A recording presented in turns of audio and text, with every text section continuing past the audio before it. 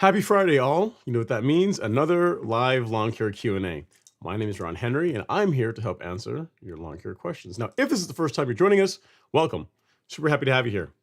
The way this works is really simple. On your screen, you will see a chat box. And in that chat box, you can enter your question, concern, comment of the day, and we work through them in the order that they come in. Now, sometimes I have the answers, sometimes I do not. But either way, we have a great time talking about lawn care and sometimes life. So guys, as always, we're coming to you guys with YouTube being our primary platform, but tonight you can also see us on Instagram and Meta. Twitter's broken tonight, so I don't know. So it's only two of you guys that hang out there anyway. So everyone else, for the most part, should be covered. And it's been a good time tonight. We got a lot of great pictures to show you guys, some great videos to show. You know, some lawn care projects that some viewers have shared with me over the course of the week. So we're going to be getting into all that.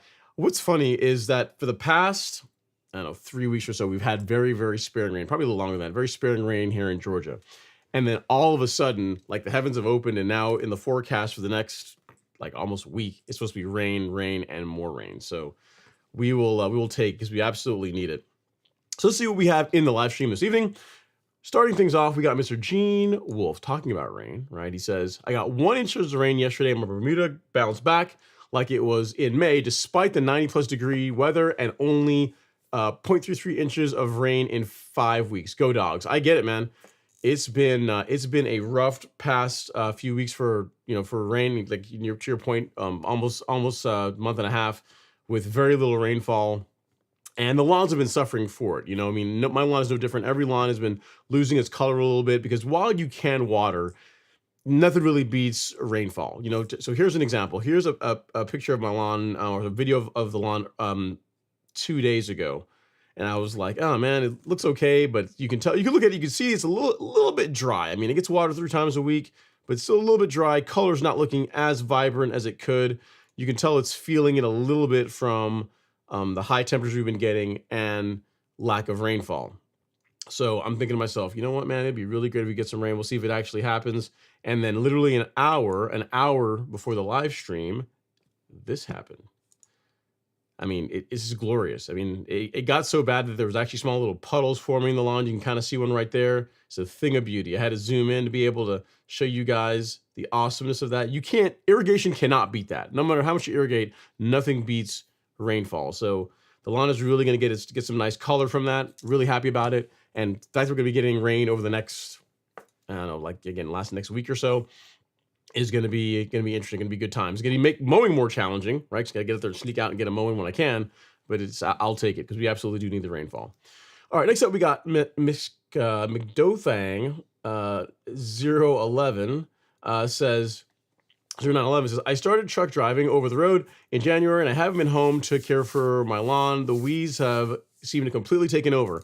I have Bermuda and I live in Midland, South Carolina. Can I fix my lawn? Sure. You absolutely can fix your lawn. I mean, you didn't say what kind of weeds you have, but I can tell you a good broadleaf herbicide for the broadleaves, and then a good sedge control herbicide is going to do a lot of the heavy lifting as far as cleaning up your lawn. So I can show you what I would use, especially this time of year. If you go to the golf course lawn store, you go to shop, and then you go to Weed Killer. We have a kit that contains two herbicides, Celsius and Certainty. Celsius is your broadleaf herbicide. Certainty is your grassy weed and sedgeweed herbicide. And then we also pair with it some surfactant and marker dye, because the surfactant helps the herbicides adhere and spread on the leaf of the weeds better, helps them work a bit better, and the dye makes it easier for you to see where you've sprayed. This kit will do an excellent job cleaning up weeds in pretty much any warm season grass type other than Bahia. You can't use Celsius on Bahia, but outside of that, you got Bermuda, you're good to go. And it's funny, you know, if you look at the description for this, the product description, there's a video in there, and let me see, today is the 19th. Yeah, it's around this time a few years ago when I actually shot that video, because I wanted to pick one of the hotter times of the year to do it, to show that the results you can get with this kit, and also the fact that it also minimizes injury to your turf grass. So if you're interested in that, McDothang, look into this, the Celsius Certainty Kit. I'd highly recommend it. It does the work. And again, if you just want to get rid of weeds in your lawn and not destroy your grass in the process, it's a great option. So I'll post that there in the chat for you. And if you need anything else, definitely let me know. I mean, the thing is, with you driving, it's going to be a challenge. You know, you could knock the weeds back, but really, in my opinion, you want to use herbicides as a way to get ahead of the weeds in the lawn. In other words, to give your grass the competitive advantage.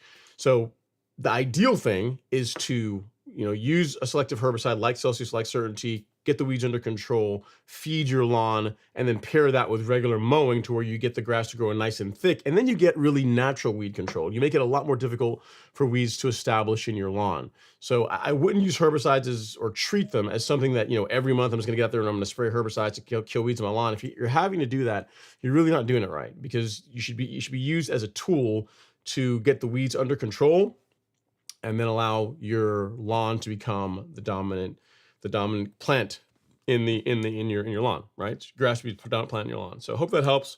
Hope it's useful. Need anything else, let me know. Cool, we got to a new channel membership. We got Tony J354, 5754 in the live stream. Thank you so much, sir. I really do appreciate it. So you became a member and upgraded your channel membership. We're going to clap it up for that. Appreciate that. Awesome stuff.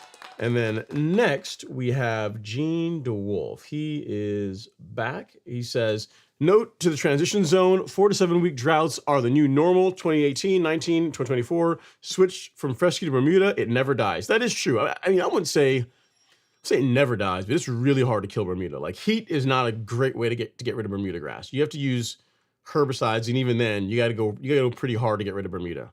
So yeah, I mean, you're right. The hot weather, it'll lose its color a little bit. If you get Bermuda and it's looking really nice in like April, May timeframe, June timeframe, gets really hot and there's no water, it'll start looking kind of like that. It'll lose a little bit of its color, won't have that nice green pop to it, but not gonna die off. And then as soon as you get this, it's gonna just light off again. It's gonna look absolutely gorgeous. So great choice for if you live in a part of the country where it gets hot enough for Bermuda to grow well, and also where you have drought, where you have extended periods without rainfall. All right, Jackie Bear's up next. He says, Brother Ron, have an excellent stream, sir. I holla. Thank you so much, Jackie. I appreciate you as always. You're a regular, a staple of the live stream. Always here lending support, and I really do appreciate it.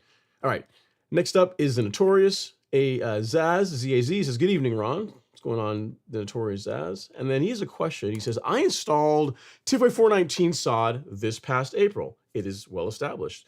Would it be okay to do pre-emergent this fall? If so, which would you recommend? Thank you, sir.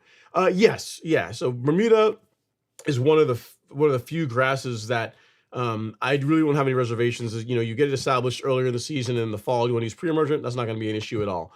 If you had zoysia, you could still do pre-emergent in the fall, but I'd be more sparing as far as which I would go with. So for Bermuda, if your budget allows it, the best pre-emergent, in my opinion, for Bermuda grass in the fall, for warm season grass in general, is a herbicide or a pre-emergent called Spectacle Flow. Reason being is that this has a very long residual. So on the low end, it's like 6 months. I mean, the label says up to 10 months, but really on the low end, 6 months with Spectacle. And it does an excellent job preventing Poa annua in warm season turf grass. So that's, a lot of the weeds, henbit, clover, those are fairly easy to keep out of your lawn. Like Prodiamine does a pretty good job, but Poa annua is a tougher one. And this does an awesome job of it. As far as timing, I've done it both ways. So if you look at the label that, or some of the guidance that Bayer provides for using Spectacle, they give you an option of doing a single spray or multiple applications. I've tested both. So I've done it where I've sprayed it at the higher rate once in late August, early September. And I've also done a split application where I've done an application. So I take that rate, it works out to just under 0.20 ounces. So 0.20 ounces once in a year, or you could do 0.20 in September and then again in November to December. And then that's really going to get you, extended coverage. I've done both. And in my lawn, I didn't really notice a difference. Both of them worked well. I didn't have any Poa annua, and I didn't have really any real breakthrough in the lawn. So it's really your call as far as which way you want to go. Maybe if you lived in Florida, you live somewhere where you get a lot of rainfall in the fall and also the winter months, maybe doing the split apps makes more sense. But for me in Georgia, where I live in Georgia, I've done both a single app or split apps, and I didn't really notice a difference. It worked. It was an awesome result either way. So this is what I'd recommend for a fall pre-emergent. As far as where you can get that, we carry it on the Golf Course Lawn Store under pre-emergent. Surprise, surprise, right? And I think we have this in stock now. Yeah, so you can get it right here. So you've got Spectacle, you've got some granular options for Dimension and Prodiamine, but this is what I would use. If you have warm season turf grass, that is absolutely what I would use on your lawn. It's not cheap, but in my opinion, it is the best. It's the good stuff. And I've tried a lot of different options. Like I've done Prodiamine by itself. I've done Dimension by itself. I'm talking about fall pre-emergent. I've done a cocktail of herbicides with Prodiamine. So Prodiamine, Simazine, and Imazaquin. So Prodiamine, so Barricade. We're using brand names: Barricade, Princep, and Image, as a way to create poor man's Spectacle Flow. Although given the price of the herbicides now, it's really not that much cheaper. And that combination of Prodiamine, Imazaquin, and Simazine approaches the control. It's pretty close to the control that Spectacle provides, but it doesn't last as long. And you're also having to buy 3 herbicides, garage 3 herbicides. It's just more stuff to have to take care of and mix and blend. Or you could just buy Spectacle and call it a day. So that's what I would really recommend. Like buy once, cry once. Find a friend or a buddy, so someone that you can split the bottle with, and you'll be good to go. But if you decide to go with Spectacle, that's where you can get it. Hope that helps. All right, next up is Mr. Jason Harrison. He says, when you verticut, do you alternate your cutting pattern, or do you typically go patio to the back, to the fence and back? Yeah, so the first time I verticut, I've done it three times this season so far, Jason. And the first time I did just from the, you know what, it's easier to show it. The first time I verticut, I did it in this direction, right? So just how you're seeing it right now. So just to and from the house, from the patio and to the fence. That's how I did it. And then the second time I did a double verticut. So I did this way, which you're about to see first. So I verticut in this direction first, and then I did the other way. So the thing I find is whatever stripe I want to be the most dominant, I finish up with that. Like if I turf rake and I'm turf raking multiple directions, if I want the stripes going to and from the house or from the patio to the fence to be the dominant ones, I finish up with those. So in the case of verticutting, the second time when I did it, I verticut lengthwise and then from the patio to the fence.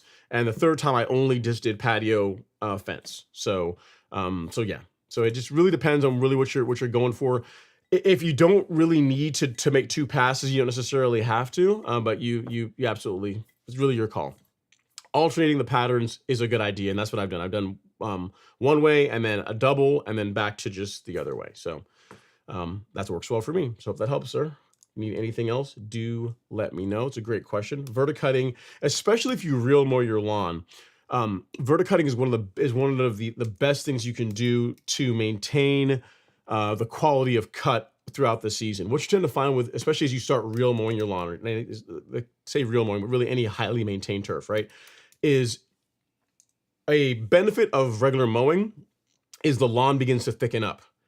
A problem with the lawn really, really getting thick, especially when you're real mowing, is that the mower will tend to float on top of that thick layer of grass versus riding on the surface, and you tend to start getting scalping or cutting issues in places that you didn't get it.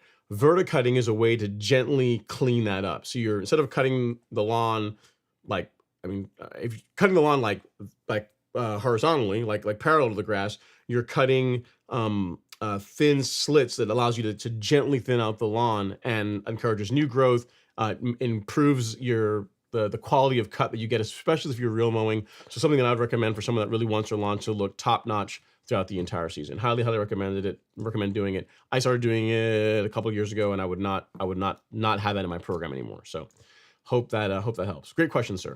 All right, we got our first super chat of the evening. This one is from Mr. Archie Amos. Archie, hope you've been doing well, man. I haven't seen you in a while. Thank you so much for the super chat. Super chat received. No question, just a super chat. All right, sir. Well, I appreciate that. If you got one later on, I'll revisit it. And because you are our first and therefore our highest super chat, that will make you our show sponsor. So here we go. Your name in lights for whatever that means to you. Appreciate all the support. And again, always, if you have any questions, feel free to drop them in the chat, and I will I'll revisit them. So thanks for that. I really appreciate it, man. Okay, next up is Mr. Ryan Dusick. He says, "Hey Ron, love the channel. Even though I'm cool season, listen, man. Even though you have cool season grass, Ryan, you are still welcome. If we allow Alabama and Texas fans in the live stream, certainly cool season grass folks are welcome. I mean, we've already made exceptions. We can't keep our cool season brethren out." He says, "Hey Ron, love the channel. Even though I'm cool season, I've learned a lot. I have two questions for you. I've been planning to level and overseed my lawn this fall. It's 100% Kentucky bluegrass." Devin should be here. He's all about that KBG life. He says, "What material would you level with for the first time process? I have some deeper ruts where irrigation lines were put in and the lawn was installed from sod." Second part is, okay, well, let's do the first question. What material would I use? If you can get it in your area, I am a huge fan of using a blend. So 70% sand, 30% compost or screen topsoil is a good option. The reason being is that the sand, 70% sand is really enough to do a great job smoothing out the undulations, the uneven spots in your lawn. And then while you're out there, you're also adding some material to your soil profile. So it's a lot of benefit to it. I would highly recommend doing a blend of 70-30. There's people that do 100% sand. You can do that too. But if you can get it, 70-30 blend is an excellent choice. The second question you had was, would you say 100% Kentucky bluegrass or introduce some perennial ryegrass into the mix? It really depends on you, man. There's a lot of people that like just the look of a straight KBG lawn. Some people will blend ryegrass with KBG because they think that it, overall, if you've got like a blended sandgrass, that you may get some better resistance as far as like if a disease takes root in the KBG, it's only affecting that and not the other one. It really depends on you. I mean, I've seen mixed lawns and they look great, and I've seen like just straight KBG lawns and they look great. They look awesome. So I don't think you can really go wrong either way. If you if you like the look of your Kentucky bluegrass lawn, and especially if it's doing well during the summer, it's tolerating heat well, and you just like the look, I would keep it. I would keep it the way it is, because the thing is, once you do that, right, this is a decision you only get to make one time. Once you go out and you introduce ryegrass or introduce something else to your lawn, it's really hard to undo that. You know, you can't really go back. You can't put the genie back in the bottle once that's out. So I would roll with what you got. You just started. You're just starting out. You know, enjoy your Kentucky bluegrass lawn for a season, 2 seasons. Then if you say, you know what, I'm kind of bored with this, I want to do renovation, I want to do something else, I want to introduce some ryegrass to it, then you can. But I would say this: if it's working, you like the results you're getting with it, then I wouldn't really mess with it. I would keep what you have personally. So, hope that helps. Now on the topic, this is not really going to apply to you, because I doubt that you have KBG in Georgia. You might, but I doubt it. But the folks at Supersod have a new incentive running right now, that for their level mix. I'm not sure if I can pull it up really quick. I think I can. I can probably find it.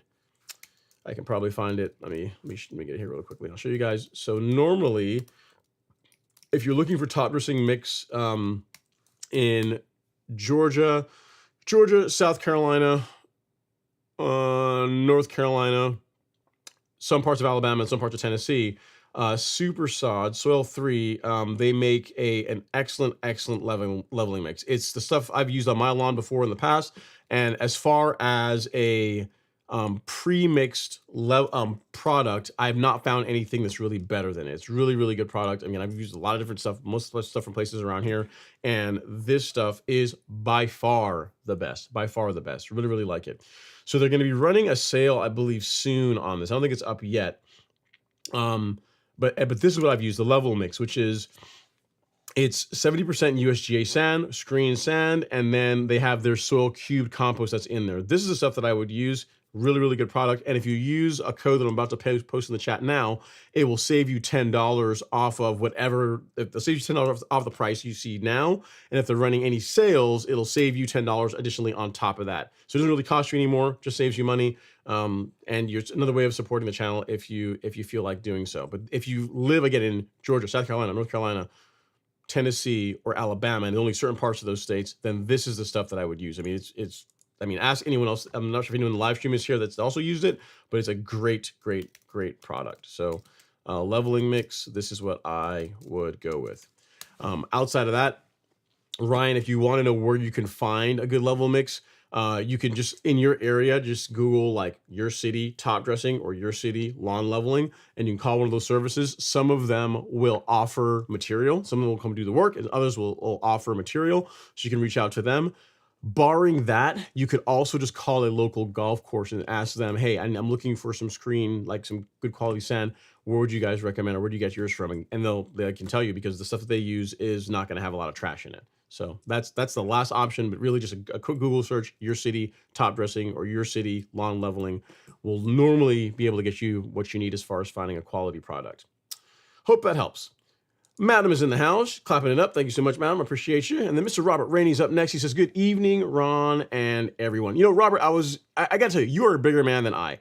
I saw you had that one mole in the lawn, and you caught one, you took it, you turned it loose in I guess in the woods somewhere, and then you see your dog was like more on that gangster life. It was more like what I'm about. You know, like you decided to come into my lawn, Mr. Mole, you can have a bad day. And your dog was showing you, hey, this is saying, you know, I realize you're being nice, but this is the way. You're showing you exactly what happened. I should have taken the picture. I would have shown everybody, because she did a really good job. In my opinion. Hopefully you're doing well, sir. I appreciate you coming and hang out in the live stream. And then next up we have Stephen Thompson. Man, you're about to see some pain. He says, 8 tons of Mason sand getting dropped tomorrow. Bless your heart. 8 tons. Whew. All right. He says, pray for me this weekend. And good old shovel, gorilla cart, and leveling make method again. Can't find a spot to rent an Eco 250 down here in Dallas Fort Worth. Man, I gotta tell you, anyone that lives in Dallas Fort Worth, if any of you guys are watching this that you know have like equipment rentals, like get yourself an Eco 250 and rent it. There's a lot of folks in that area that like are serious about their lawns that would love to rent one. You know what I mean? So just something as a business idea. So you got 8 tons. Yeah, that's a lot, man. It's a lot of material. And just here's the thing, Steven, you are going to go through the different stages of top dressing. When you first start out, I think you've already been, I'm not sure if you've been through this before, but if you haven't been, if this is your first time doing it, I mean, if it's your first time, 8 tons it's a lot. But when you first start out, you're going to be really excited. Okay, you're going to be excited. You're going to be like, this is awesome. It's kind of when a road trip starts. You're like excited you're on the road and everyone's singing songs, and these days they're on their phones or on iPads doing what they're doing. But everyone's really excited. And then a couple of hours into it, hour and a half, 90-minute mark, the reality is going to set in that you've been at this for an hour and a half, and there's still a really big pile of sand and material that's got to get all over your lawn. And at this point, I would say that while you're accepting reality, or you're realizing the reality of your situation, it's best to move into acceptance as fast as possible. Just realize this is what it's going to be. There's only one way out of this. I've already started. I've got like 8 tons or 7.5 tons of sand here left on the driveway. I can't leave this for time. My neighbors will be upset at me. Wife, kids will think I'm lesser man if I don't put all this material out. So you have to just bear down, get through it, and just get it done. And when it's all done, you'll be really happy you did. But just realize that there is going to be a certain amount of suck involved in it, and that is completely normal. It's just part of it. It's like pain. It's like you're paying your price of admission for an awesome lawn. So just a little piece of advice. On that topic, if you guys want to see an amazing project. I'm not sure if he's in the live stream yet, but Oliver Ridham, I'll show this one first. Oliver did a top dressing. He did a couple of things this year. He did a top dressing project, and then he also did a challenge where he was mowing every day. I'm not sure if it was for a month or every day for a couple of weeks, but I got some pictures and I'll show you guys that. So this is going to be some inspiration for you, Steven, right? Or maybe, I don't know, maybe it'll scare you a little bit, but either way, it's some good viewing. So as we start out, Oliver started out with a good scalp, which, lowering the height of cut is a good thing to do with top dressing, makes it easier to spread the leveling material into the lawn. So he started out with a solid scalp. Next up, he core aerated, which you guys know if you've been watching the content, I am a big fan of core aeration. Reason being is that whenever you core aerate your lawn, you're opening up holes all throughout the profile, so it makes it much easier for any fertilizer, any biostimulants, and also, surprise, surprise, the leveling mixture you're about to put down for that to integrate with the existing soil profile. So if you can swing it, aerating your lawn prior to top dressing, really good idea. All right, which he did a great job. I got to give that a 10 out of 10 as far as the aeration goes. Next up, we have the sand. Now, this is where you're going to start out, Steve. And now here's the thing. Right now, you're at this stage, right? You've got the leveling rate. You can even look at Oliver. He's probably doing the same thing you did. He's got his carbonized PN. He's got his big pile of sand there, his leveling rig. He's got the nice angle set on the leveling rig, a pose. He's got it set up really nice style and profiling. He's got his Instagram shot, to show everybody I'm about to do work. And then from this, the reality that sets in is now you're starting to put the material out. He's putting the bags out, spreading them over the lawn, getting out and doing his leveling mix. Now, at this point, Steven, when you get to here, at this stage, you're looking like this, really, you're going to be closer to home free. But while you're moving into that spot, that's the longest period of this, when there's probably going to be some swearing. You're going to question your life's choices. You're going to say, never again. I should have hired a service. Completely normal, all natural. Don't worry. I mean, if you feel that way, the way you're supposed to feel, all right? Don't worry about it. And then next up, he takes a picture of his hard work, which you'll get here too. You eventually get to this point where you'll be able to step back and look at the fruits of your label and say this was absolutely horrible, but look how far we have come. And at this point is when also your neighbor's going to drive by and be like, hey man, you messed up your lawn. Why do you put sand all over it? Maybe even the wife or girlfriend will look back and say, what do you do to the lawn? Are you sure it's going to grow back? Are you sure it's going to come through? This is looking kind of bad, but stay the course, because it gets better.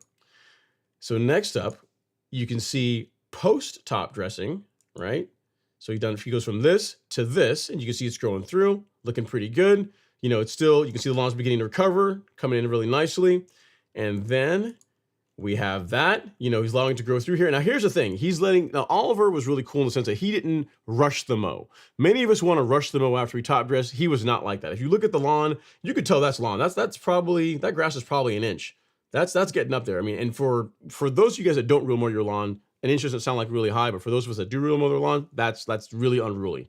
So that's where he was, post top dressing. Lawn is growing out, really, getting kind of thick. And now we have the fun part. Now we get to enjoy the fruits of our labor of seeing, did I get it right? So I did all the top dressing work. Are the results going to be worth it? So next up, this is the first cut the first cut of top dressing, and it looks pretty good, nice and smooth. You can see some lighter areas there where the grass is still growing through, but it's looking good. The next, he has the second cut of the lawn, and now it's starting to get serious. We can see how all that work is starting to pay off, and then we're going to move now into his everyday mowing. So this is where he was after top dressing, and now we move into the everyday mow project. And I think it was a month. If Oliver, if you're in the live stream, you correct me, but I believe if it was every day from maybe it might have been 2 weeks, he mowed his lawn. So look at that. I mean, going from that to that is pretty incredible. So we keep going. There's more. Oh, there's more. But wait, there's more. There's another picture. And again, one thing I have to give to Oliver is he always makes sure he like the format of the picture, the composition of the picture, always gorgeous. You got the mower there in the background and on the third looking really nice, showing that it's putting the work in. Another picture of it, of the lawn post leveling work. Another shot. He's got the Earthway spreader, Ron Henry edition, golf course lawn edition. You see, got the stickers on there representing. Nice for the crew. I appreciate that, Oliver. But got the Greensmaster. So now the lawn is worthy of the Greensmaster. It looks like he's doing double cuts on it. Man, the color looks incredible. The double wides are fire. Absolute fire. Double wides again. And then finally, the cross cut, right? So now he's got his diamonds in there. So I say all this to show you, Stephen, is when you go through what you're going to go through this weekend, and it will be not fun. I'm just going to tell you, there's some parts of it that aren't going to be fun. You can look forward to the fact that eventually, in the not too distant future, you can achieve this. You can achieve a look that looks like that. And at that point, it's going to be all worth it. Anything that neighbors were saying, even family members were saying, all sins will be forgiven. You will now be the neighborhood lawn expert. So stay the course, get it done. I have faith in you. All right, next up, we got Hickey Poppy, the live stream. He says, hello, Ron. Happy Friday. We are getting rain here in Georgia. Have a great show. Let's all hit the like button. It is free. Let's do that, guys. We got 100 folks in the live stream, only 43 likes. So if you guys would not mind hitting that like button ever so gently, it's a free way to support the channel. Sends good vibes to YouTube, gets more people to come over here, and I'd really, really appreciate it. Costs you absolutely nothing. Next up is Rashid Turner. He says, at Stephen Thompson, man, it's hot. Yeah, it's going to be. He says, try some cinnamon. Actually, no, I missed your one question, Stephen. So he says, I sprayed propiconazole last weekend where I used the real mower, and I'm still seeing signs of dollar spot in the afternoon. Should I be worried? No, not really, Stephen. I mean, I believe you have, what kind of grass do you have? I think you have Bermuda. So I'll be honest with you, dollar spot, while you may see it, it rarely takes root in Bermuda. You don't really see, it's very rarely the dollar spot actually becomes a big problem in Bermuda lawns. If you're feeding the lawn, meaning it's getting enough nitrogen, you're getting enough water, you may see some cobwebs on the lawn in the morning, but they typically don't materialize into anything. And the fact that you've already put out a fungicide, you already sprayed some propiconazole, you should be good to go. I really wouldn't be too worried about it. All right, next up is Peter Brown. He is in the house. He says, hey, Ron, planning a renovation here in New York. Is it okay to get all the heavy work done, like killing it off, dethatching, aerating, and laying new soil ahead of time, and then seeding down the line? You could. I would have it, given that you're in New York, I imagine you're going to be doing your renovation in like late August timeframe. I would start that work in August, in the month of August. So maybe the second week of August, I would get with the with killing everything off, because that shouldn't really take that long, a week, 10 days tops, depending if you're using just glyphosate, and then dethatching, aerating, that's not going to take very long, and then you can move into putting your seed out. If you say you did it now, you say you decided to kill off your lawn now, a couple of things. One, it's going to look really ugly for the month or so until you get in the window for seeding, and then second, if you kill off your existing lawn and there's plenty of bare dirt, that is just a recipe for a lot of seeds to grow in your lawns, a lot of weeds to grow in your lawn. So I wouldn't have a bunch of bare dirt exposed unless I was planning to put out grass seed in the immediate future. Because you got a lot of bare dirt, it's free game. It's a wild, wild west. Anything that gets in there is going to try and grow. So you want to get the lawn to that point when you're in the window of when you're going to be putting your grass seed out to minimize the amount of weeds you're going to be fighting once the new grass begins to establish. So if it were me, August, like the first part of August is the earliest I would start. It doesn't take long to do what you're talking about. Like killing off the grass is going to be the longest part of it. And if you're using glyphosate, I mean, again, 10 days, maybe 2 weeks, not even that long, but say 2 weeks. And then dethatching and the aeration, that's like a day or two of work, and then you're ready to seed, right? So you can just, I would chain them to where they get kind of all go together for me. So I'd say start it about 3 weeks out from when you plan to do your seeding work. All right. All right. Next up is part of the experience. It says, hello, Ron. Verticutting question. I recently purchased a new California trimmer catalyst. We gotta clap it up for that. Give you some dap on some new hardware. Gotta do it. And you use the Verticutter cartridge. I like that. Do you mow first and then verticut, or verticut and then mow? Excellent question. So as far as the order, I always finish up with a mow. Mowing always comes last. Typically what I'll do is I will verticut and then turf rake and then finally mow. Reason being is verticutting is what thins out the lawn. Light turf rake afterwards gets any debris or material that I didn't get out of the lawn with the verticutting part of it, and then a cleanup cut with a mower, and you're all done. So verticut mow or verticut turf rake mow, but mowing is always the last thing. So hope that helps, sir. Congrats on the new hardware. Congrats on it. You didn't even send us a picture of it, man. You got some new equipment. You didn't even send it. You're holding out on us. You're showing us the new equipment. I've not seen one of those new mowers in person, so yeah, I guess they're getting out in the wild now. So you're getting them. And here's the thing, you do the right thing. Like getting that just as a mower only, while not a bad idea, you're really not getting all the benefits. Like definitely getting like a verticutting cartridge and or a turf rake cartridge makes a lot of sense to me. So I'm glad that you did that. You didn't just get the cutting head, because the cultivation work that a piece of equipment like that can do are what really see a lot of the benefits, where it really shines. So nice work. All right, next up is Joshua Steverson. He says, hey, Ron, coming from Arizona, I'm dealing with some heat stress and some small black bugs. I want to spray some pesticides and humic acid. Anything I should be cautious about? Pesticides, just make sure you spray at the label rates. That's the thing. And then humic acid, you're highly unlikely to hurt or damage anything with humic acid.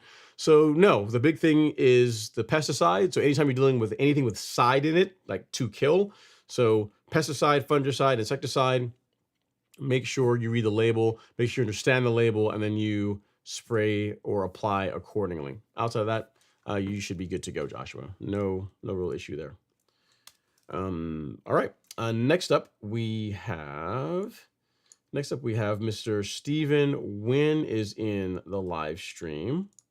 He says, hey, Ron, I sent pictures again. Nothing special, but I wanted to show you the difference you made. Awesome mentor. Need to level and get a real mower. Not dominating like you, but I'm trying. Thanks again, VA. Now, I think I do have your pictures, Steven. I think I do.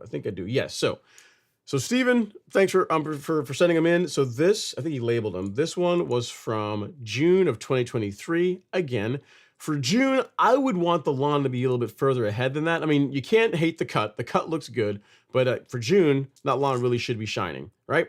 So from June 2023, and now this is in 2024, July 2024, massive difference. So great work to go from that to that. Very nice. I mean, over the course of a year, your lawn has really taken off and looking a lot better. And here's the thing you're going to find, Steven, it's only going to get better as you continue working on it. Like what you find with lawns is, yes, every spring you almost you're necessarily starting over, but you're starting over further ahead. You know what I mean? It's almost like working out. Like, if you work out, some days you have really good days where you can lift more. Some days you're not kind of out of it. Can't lift as much. But if you are consistent, the baseline gets higher and higher and higher. And with lawn care, it's very much the same way. As long as you're consistent with taking care of your lawn, like next year, you're gonna start off in a better spot than you did, the year before. So just stick with it. From a year, there's a huge difference that I'm seeing in the lawn, and just keep it up, man. Really nice work. Glad to hear that. Glad to see how awesome the lawn is doing. So keep going. Best thing I always tell you. I always tell people, folks, keep going. You haven't arrived yet. Just keep going. Like none of us arrived. It's the journey. You got to keep working on it. Sean Murphy is up next. He says, happy Friday, Ron. I'm also getting some of that much needed rain down here in Tampa. As you stated, there's nothing like rainwater. It's true, man. There's nothing like it. I mean, you can run your irrigation and it's good, but it's not like rainwater. Rainwater really helps a lot. In the beginning, we have a lot of rain. Like the forecast, it's again, I think it's like next 7 days in the forecast we've got rain. So it'd have been nice to get like rain 2 days a week, and then every that way we space it out more instead of like all in one go. But hey, beggars can't be choosy. We'll take it. We'll take what we can get. All right, next up we have Aaron Pate is in the house. He says, if I'm cutting my grass about every 5 days with a rotary mower, how often should I sharpen my mower blades? So it depends on you, Aaron. So if Devin were in the live stream, I believe he had this question when he was cutting with a rotary, and it was every few weeks. I want to say every like 3 weeks or so, he was sharpening his blade or changing to a fresh blade. So what you might find is easier is instead of just having the one mower blade, have a couple of them and keep like a few of them sharp, because changing a blade on a mower takes only a few minutes. It's not really hard to do, but if you got to take it off, go sharpen it, then put it back on, and then mow, you're not going to do it. It's just too much headache. It's not convenient. So getting a couple of extra blades that you can keep sharp and good to go, to where you can literally can just rotate them in, and then you can take the other ones that you took off the mower to get sharpened when it's convenient for you, is really the way to go. And again, Devin was doing it every 3 weeks from what I remember, and that's really good. That's really important with a rotary mower, to keep it looking its best. Now, in your case, you can probably stretch it further than that, because you're only cutting every 5 days. If you told me you were mowing 3 times per week, then yeah, increasing the sharpening frequency would make more sense. But if you're really only cutting once a week, so in the course of 3 weeks you would cut like 4 times, you're not going to go resharpen your blades every 4 mows. So a lot of it's based on that. So in your case, maybe every 6 weeks, if you're going to maintain that same cadence, would be okay. But the more frequently you mow, the more attention, the more care you have to pay to the equipment being sharp. Because a big part of it is this too, right? If you mow frequently, and you mow frequently with non-sharp equipment, the chances of you causing injury and creating conditions where disease can become a problem go up. So like if you're mowing less frequently, you still want your equipment to be sharp, but especially if you're mowing a lot, it's really important that it's sharp, because that's when you're literally injuring the grass over and over and over, and you want to minimize that by using sharp equipment. So hope that helps, Aaron. If we can, man, I gotta tell you, while 5 days, once, for every 5 days is not bad. If we can get you on that twice a week program, once on the weekend, once during the week, you will like the way your lawn looks. Believe it or not, it makes that introducing that one extra mow does make a difference in the appearance of the lawn. Just something to consider. Devin's in the live stream. He says, "What's up, Ron? Looking forward to some good turf talk." I appreciate that, Devin. There'll be some talk. I don't know if it's going to be good, but I'll do my best. And then next up we have Antoine Clacken. I remember you from last week, man. I remember your name. It's kind of cool. He says, "Happy Friday, everyone." Happy Friday, Antoine. And then next up is Orlando Ayala. He says, "Are these also pre and post emergent?" Oh, so if you're talking about the Celsius Certainty Kit, those are post-emergent herbicides only. So they only control weeds that are already growing in your lawn. So if you want pre-emergent, Orlando, where is this? I can do that. So if you go to the Golf Course Lawn Store, go to shop, and then the weed killer, it will bring you to right here. And then did you have a combination of pre and post-emergent? So what I would say is just use the filter that we have here on the side. And for pre-emergent, this is your option. You've got Spectacle Flow for warm season turf grass, and then everything else can be used on both grass types. So this is our pre-emergent selection, and then the rest are post-emergence. Now, Tenacity is kind of a unicorn in that it has like mild pre-emergent properties for a few weeks, but it's not a pre-emergent in the way that most people think about it. It's not like you can apply Tenacity and then you're going to get months and months of coverage. So Prodiamine, Dimension are ones that you would want to look into for pre-emergent if that's what you're after. So I hope that helps. If you're looking for that on the Golf Course Lawn Store, you can find all of them right here, Orlando, right there. Okay. Next up is WJM41. He says, "Ron, I found a 412 with humic, sea kelp, etc." etc. I don't want to read the rest of it. It's got kelp. It's got everything, a little bit of everything in there, on clearance at a big box store. If I substitute this for the mid-month 901C application, would I go 6 ounces per thousand since it's only 4% N? Um, would I substitute? No, you have to look at the label for the product. It doesn't work like that way. You have to look at the label for the product, and it will tell you how much to use over 1,000 square feet. The one thing I would tell you WGM for is make sure when you read the label to get the rates, make sure that the product is designed for foliar sprays. Like most of the stuff you're going to find in the big box stores is designed to be watered in after application.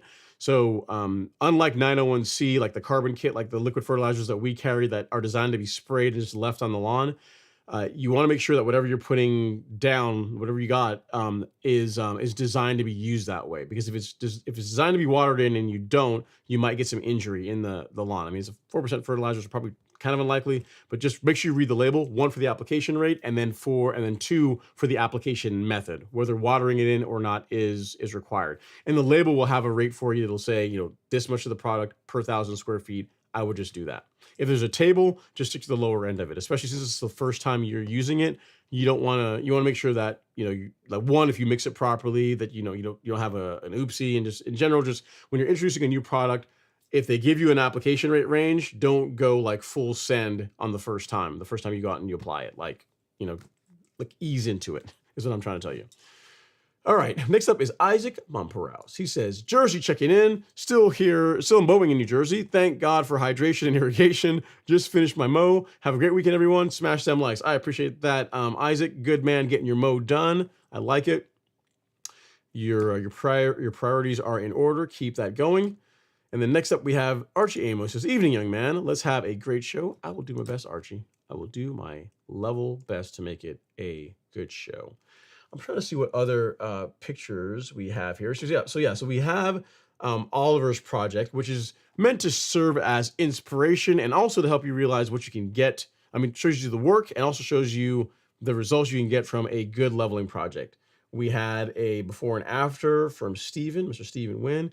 And then Simple, let me see here, Simple Cash Offer sent me some pictures. He sent them to me late last week, so I told him if he sent them again, I would get them on the show tonight. Man of my word. So I'm going to show you what he's working with. So what he was doing on his lawn, he got the new micronutrients that we started carrying. So I'll show you really quick what I'm talking about.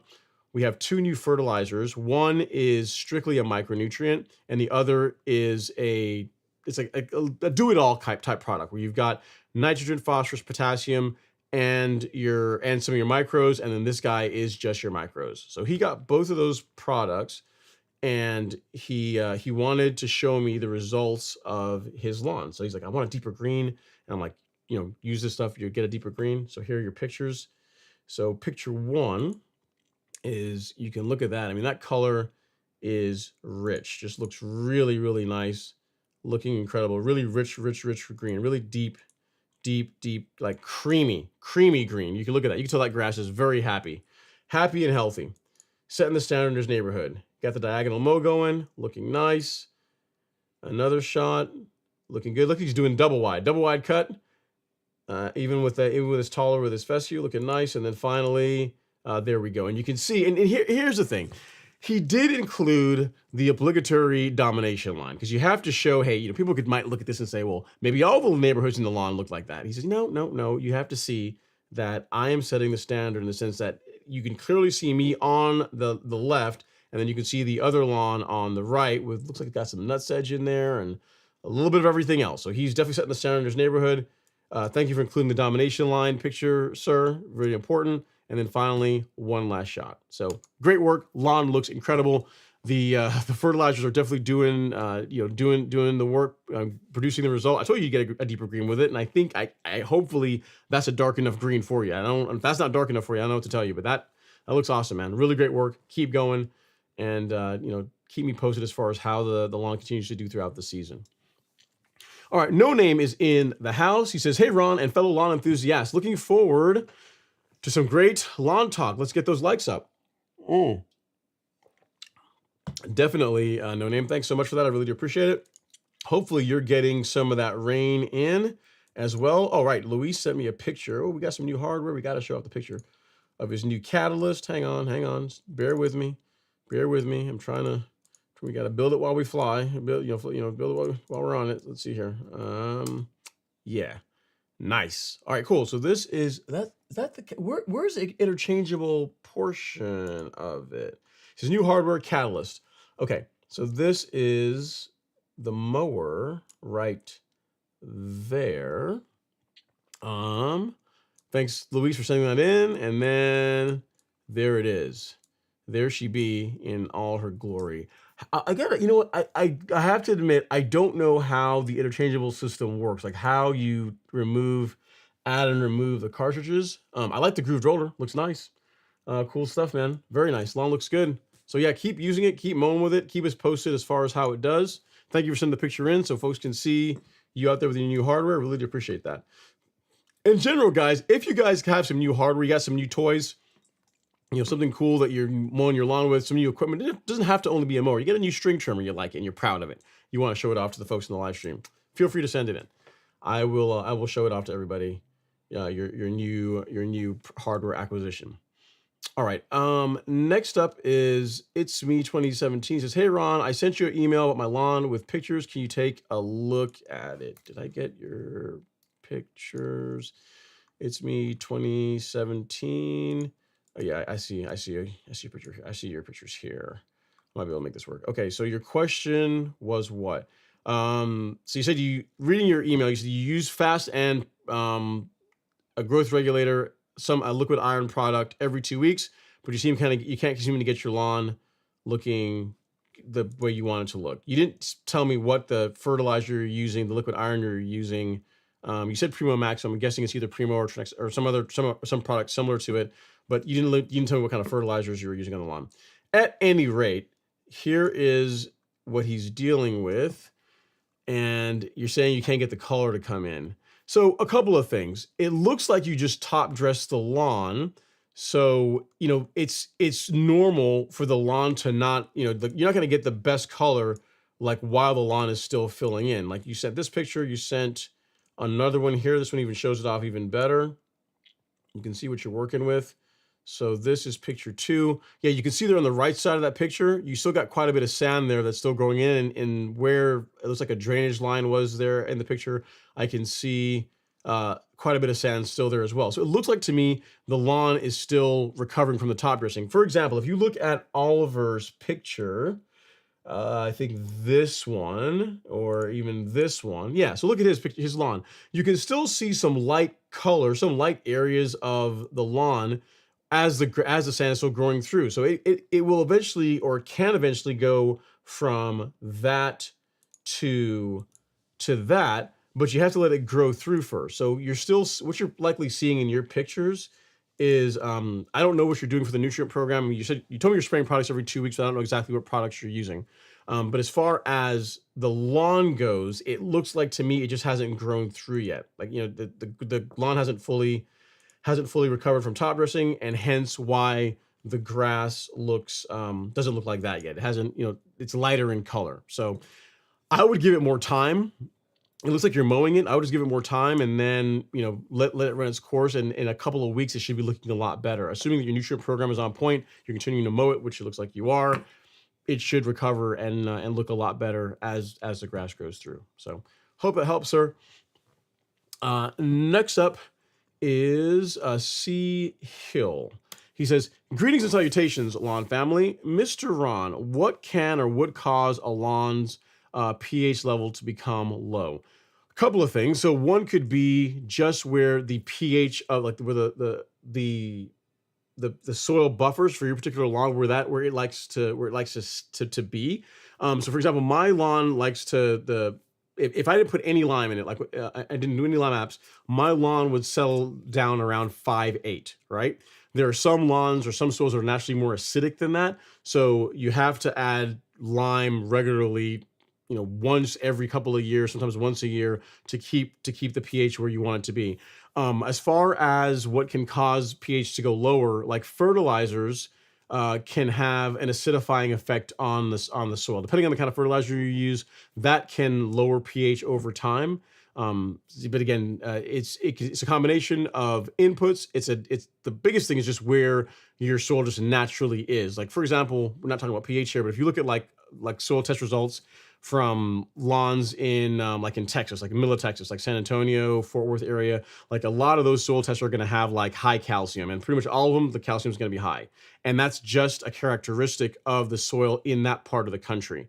If where you are or your particular lawn, your pH is just naturally low, you can use lime to bring it up. But if you don't do inputs, again, like I said, regularly, once a year, once every couple of years, it will eventually trend back down. And depending on the kind of granular fertilizer you use, that can also help, will also lower your pH levels. So it's inputs and just not, and where the soil naturally wants to be is probably the best answer I can give you. But you can manage that, just soil test and use the appropriate product to bring those levels back up. So hope that helps, sir. Next up, we have West Texas Republic chiming in from the Instagram. He says, "Hey, Ron, put in a bent grass putting green in my Bermuda yard, and I have been able to keep it going in this heat." Nice. But how do golf courses keep fringe grass from growing into their bent grass greens? That's a good question. That's a good question. I don't have a green, so I'm not sure. I would imagine they would use. I imagine they probably use some kind of a selective herbicide to keep it out of the green. That's a good question. I'm not sure exactly. Whenever Devin is on again, we can ask him that. I'm not sure if he's still in the live stream, but he can answer that question as far as how they keep grasses of different types from encroaching into the green. How to keep the collars looking better. I'm not sure exactly. Yeah, I'm not sure exactly how they would do that. West Texas Republic. I mean, even if they use herbicide, you got to be careful with that because I mean, given how low, given the heights that you're mowing greens, like you got to be really careful with herbicides because even ones that are labeled as safe for that particular grass type, you're still increasing the likelihood of potentially stressing it or injuring it. That's a good question. Yeah, I'll have to ask Devin that the next time he comes on. And if he's still here, Devin, if you're here, you can feel free to chime in the chat and answer West Texas Republic. All right, and next up is Orlando Elias. Says, can you please drop the link for the pre-emergent for Bermuda grass for Bermuda lawn, please? Here in Texas. Yes, I did that, Orlando, but I will send it to you again. I will do it one more again, as we like to say. So for pre-emergence, I think you already have it. But if you are, I'm pretty sure I already sent it to you. You should already have it. But if not, I'll do it one more time, and then you will be good to go. And any of these pre-emergents are good for Bermuda grass. Spectacle Flow is only for warm season grass, though. So if you had cool season grass, which you don't have, so anyone else that's watching this after the fact, Spectacle Flow is the only one that you really only want to use on warm season turf grass. The others are good for use on either. So just keep that in mind. Let's see here. But yeah, if who else is in here? I wonder. Yeah, Max Allen. Yeah, Max Allen, Greenskeeper. I'm looking here on another screen. Yeah, if you can answer that, feel free, man. Feel free to chime in. If you can, if you can answer the question as far as keeping preventing Bermuda from growing into the bent grass, feel free to chime in, man. By all means. Yeah, drop it there in the chat.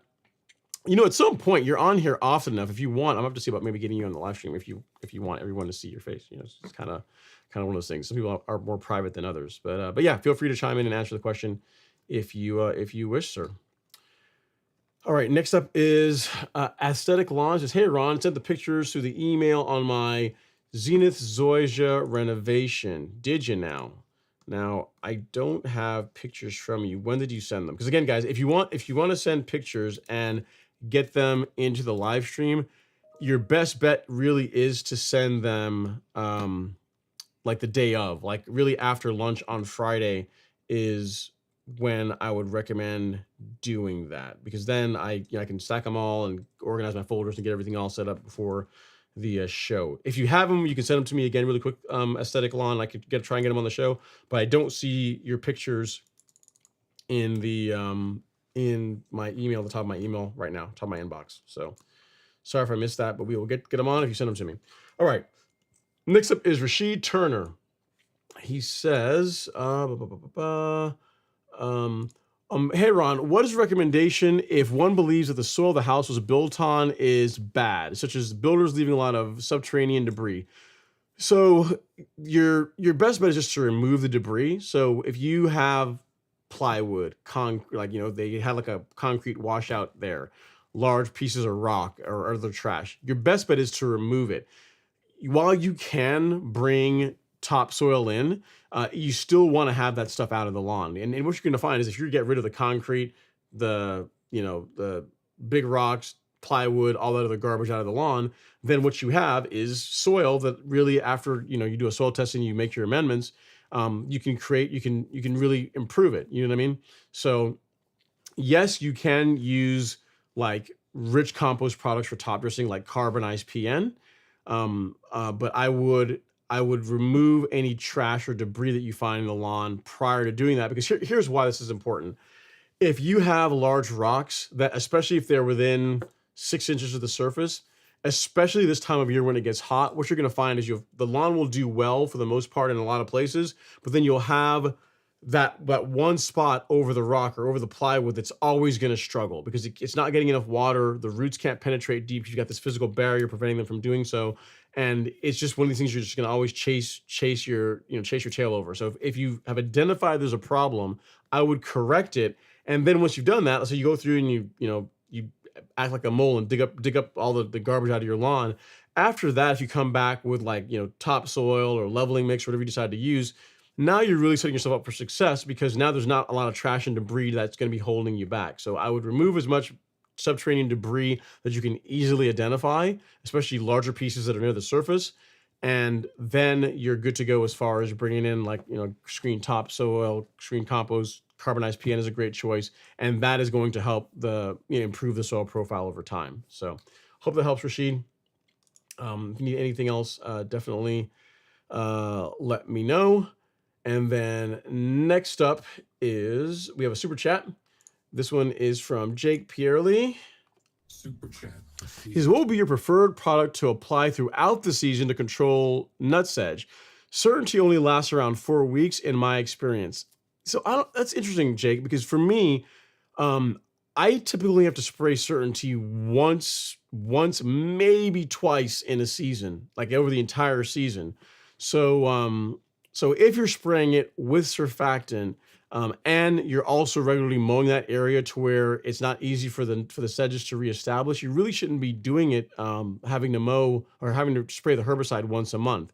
An exception to that could be, let's say you have like a downspout, where water drains, so water from the roof drains into the lawn. That's an area where I could see you might battle sedges throughout the season more often than not. But Certainty, as far as my preferred herbicide for warm season turf grass for sedge control, Certainty and surfactant is really what I recommend. I mean, you can use Recognition, also controls sedges, but this is an expensive product to use for that purpose. This is really, I mean, you can use it for a lot of things, but really what most people use Recognition for is to mix it with Fusilade to control Bermuda grass in Zoysia and St. Augustine. But Certainty is really what I would use, and again, if you're spraying it at the correct rates with surfactant, you shouldn't have to reapply every 4 weeks. That really shouldn't be a thing. Again, and I'm assuming when you're doing this, you're also keeping up with your mowing. It shouldn't be a once a month thing. I've never had a year where every 4 weeks I was having to spray for sedges, and that was even before I improved the drainage in my lawn. Even then, I still wasn't using it that frequently. So hope that helps. Thank you so much for the super chat. Really do appreciate it. If you have any other questions, definitely let me know. I mean, you could give Recognition a shot, but again, that's an expensive product to use for sedge control. Okay, next up is Stephen Jones. Stephen Jones. He says, hello, Ron. I'm thinking of doing sprigs or iron cutter or sod. What is the best way of combating weeds of both methods? What is the best months to sprig or apply sod? Thank you, and bless you, Ron. Okay, so Stephen, the fact that you mentioned iron cutter, I am assuming you're talking about Bermuda grass. And for me, I would do it, now is a good time to do it. The earlier in the season when you still got plenty of growing season left is when I would do it. So while you can sod Bermuda pretty much any time of year, especially if you're in like in my part of Georgia, like for example, my lawn was sodded in December, which is not the time you would think you'd want to do that, but case in point, looks great, right? It grew in just fine. There were no issues with it.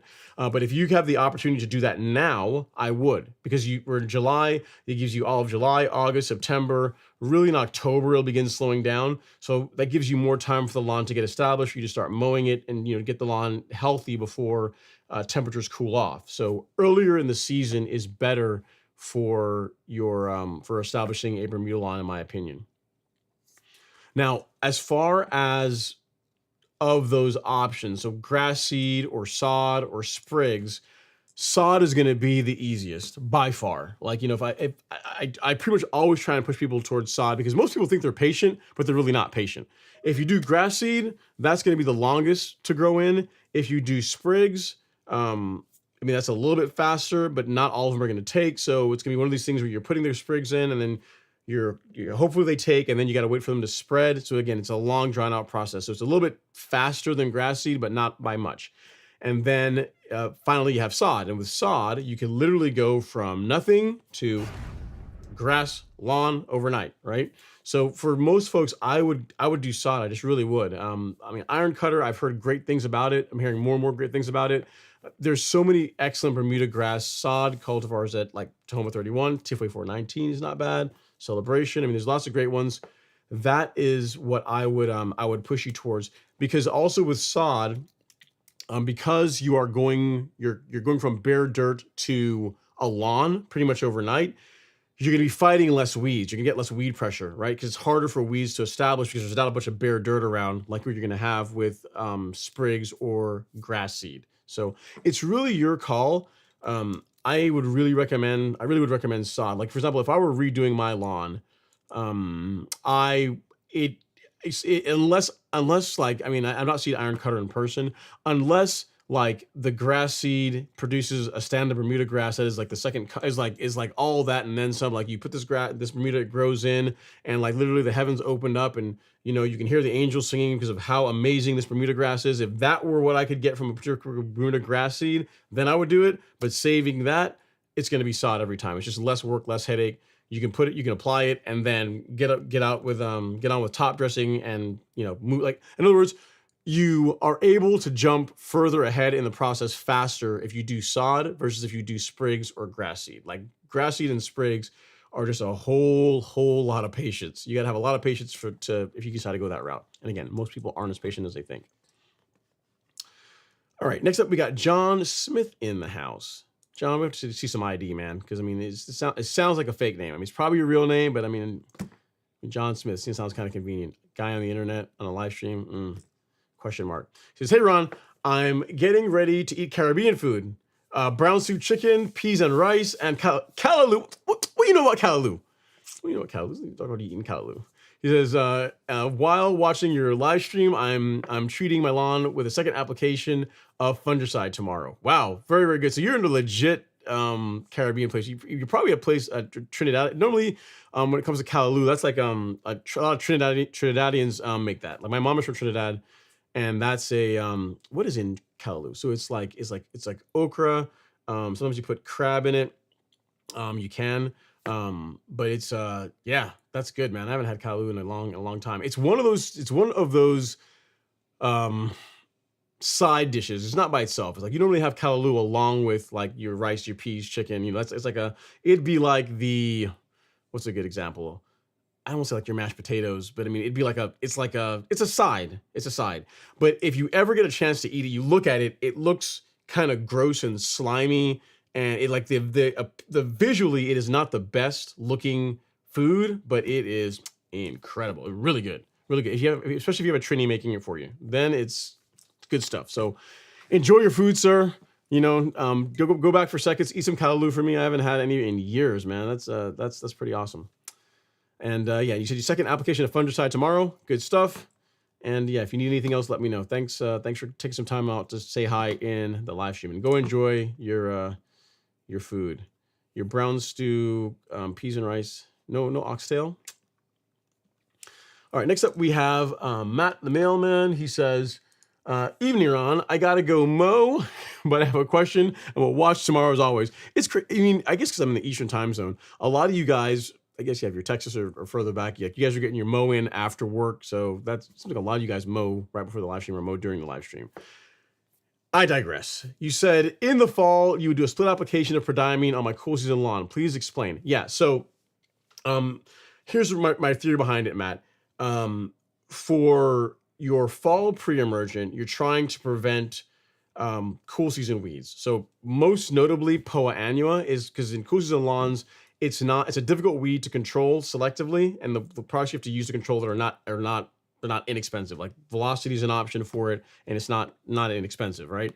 So the idea behind doing a split application of prodiamine, which is really what you're going to use on a cool season lawn, is instead of doing one application, say in September, late August, early September, that's going to get you about 3 months of coverage, and that's not quite enough to carry you throughout all of fall and through winter into the first part of spring.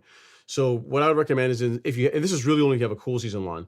If you have a cool season lawn, meaning that you're relegated to using prodiamine or some other like similar pre-emergent, you can't use spectacle. You can't use like the Boss pre-emergent that pretty much will keep Poa annua out of your lawn.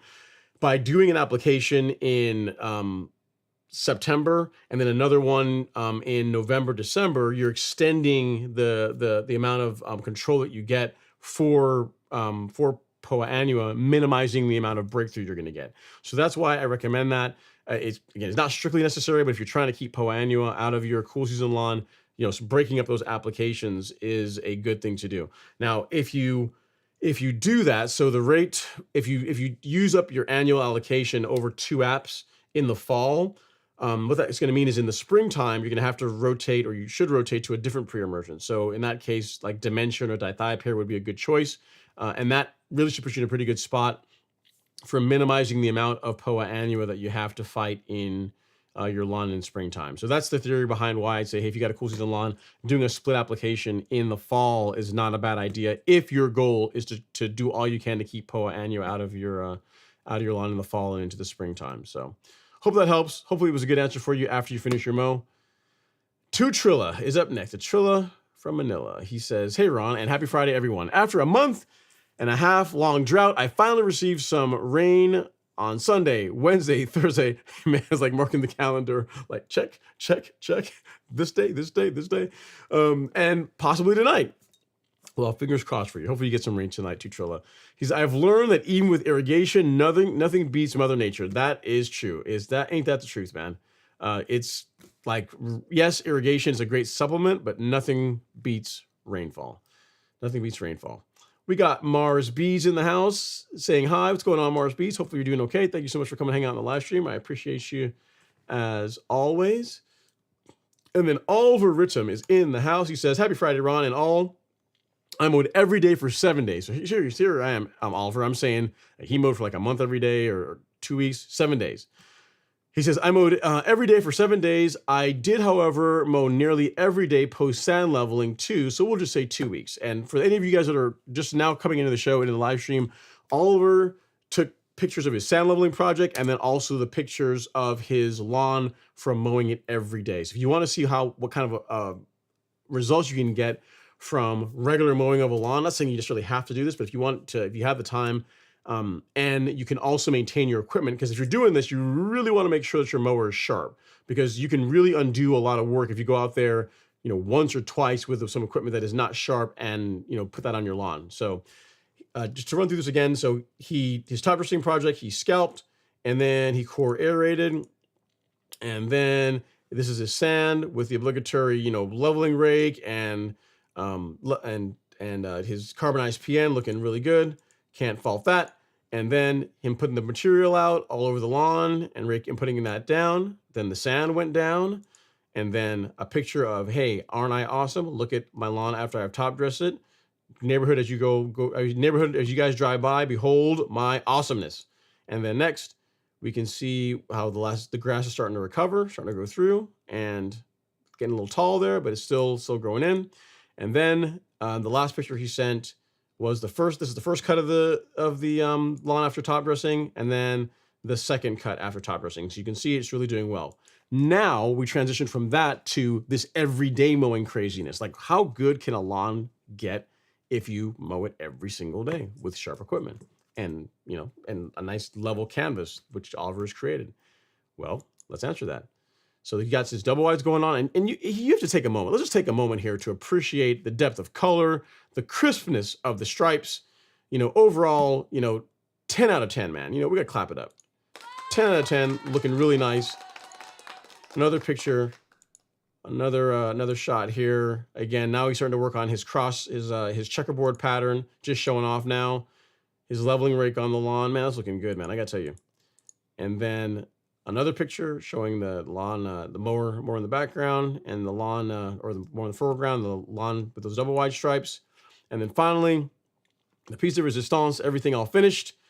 His double wide stripes, in his his checkerboard pattern. So overall, again, 7 days of mowing every single day looks pretty incredible, insane results.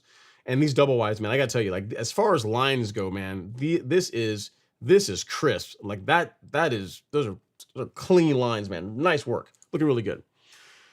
All right. Next up, we have Gary Freeman. He says, "Hey, Ron, and hashtag Sharp Action Gang. Happy Friday." Happy Friday, Gary. Hopefully you're doing all right. And then Oliver's giving us some more details around what he did. He said, "I started up on the PGR again this past Sunday. I got a bit of tip burn, lower rate than last time. I did it midday, approaching 90 to 100, which, that didn't help. I think next time I'll apply in the evening to let it slowly dry." Yeah, I would. So as far as whenever I've applied growth regulator, Oliver, it's typically in the early morning, like the morning hours before 8 o'clock normally, or in the afternoon, evening time frame. That's when I would do it.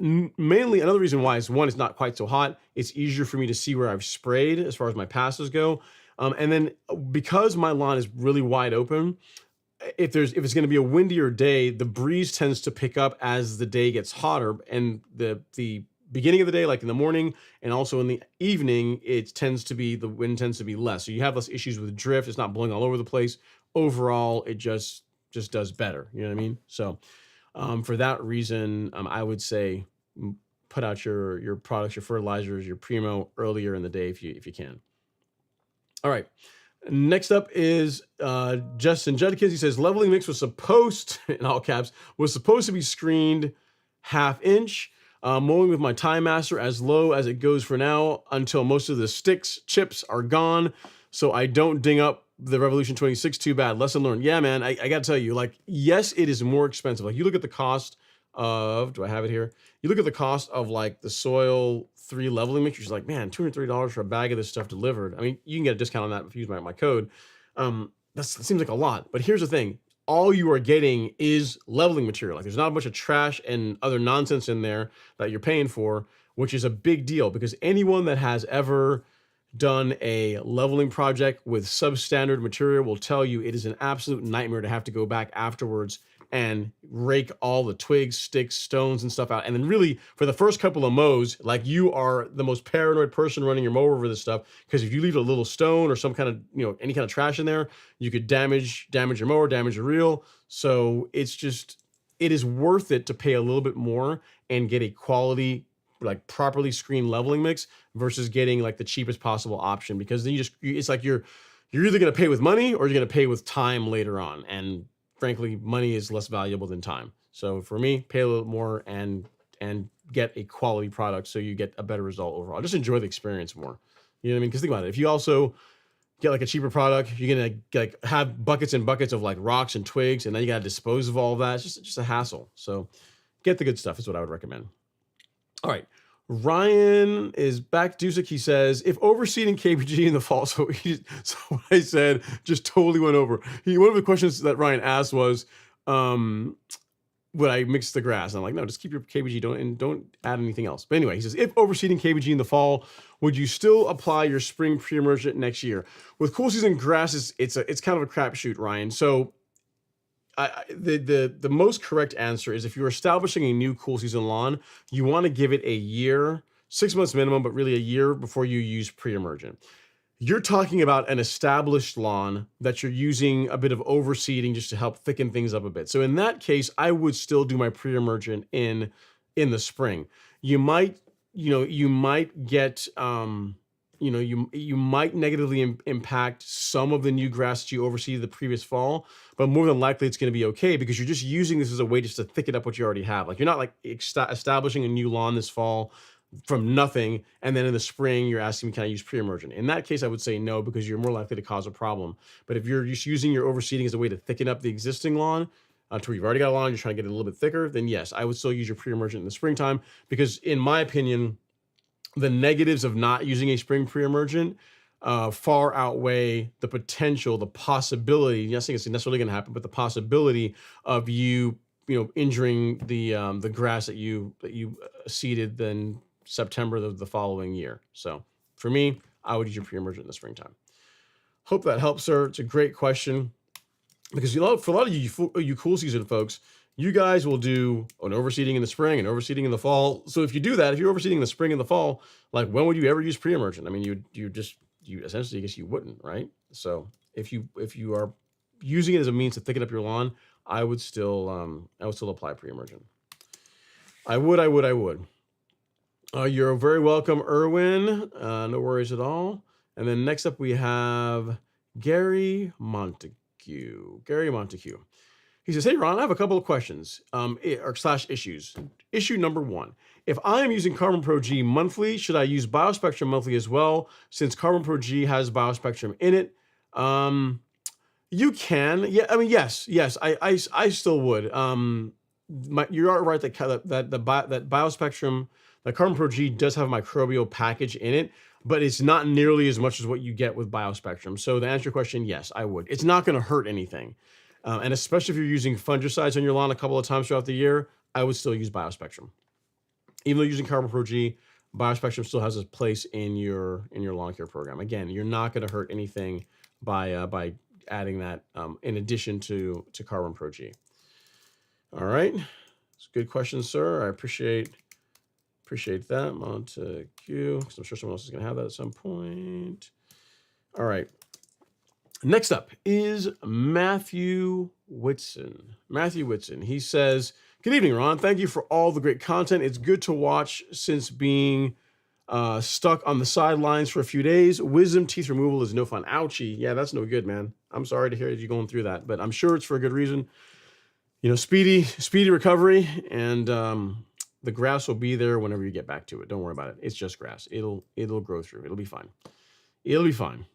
Part of the experience is email a picture of the catalyst. I thank you for that. Appreciate the picture. The catalyst does look pretty cool. So you can see it there. There's his catalyst. Looking nice. Nice job, sir. Congrats on the new mower. And then next up, we got Ricky Lennon. Says, Ricky just became a new member. Thank you so much for that, Ricky. I really do appreciate that. Thank you for all of the love and support. Appreciate it. And then Rashid. Actually, and Ricky, I think you had a question. I think you sent me an email and you had some questions about the Academy. The question was, in the Golf Course Lawn Academy, how often do I add new videos to it? And the short answer is I don't, unless there's a topic, there's a gap in the content. Like a lot of what's in the Academy, if you watch like all my YouTube content and you wanted to go through and like pick, find the right video and find to weed through things that way, you could get a lot of what's in the Academy. It's maybe 80% of what's in there from the YouTube content that I already put out.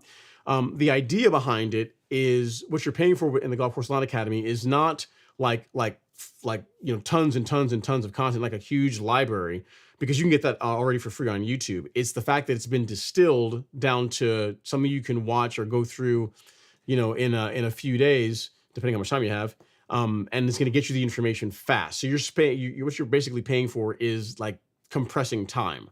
And then the Facebook group, the private Facebook group, which I think you asked about, there's over 100 members in there. I think at this point, lots of great guys and gals in there that help each other out, that answer questions.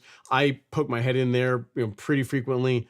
But there's lots of guys in there that are really, really smart, that have learned a lot over the years, and that typically answer questions even faster than I can get to them. So I think those are some of the questions you had about the Academy, and hopefully that makes sense. The idea is not to make the course as big and as long as possible, because free content, large amounts of content, is already available on YouTube. That's easy to do.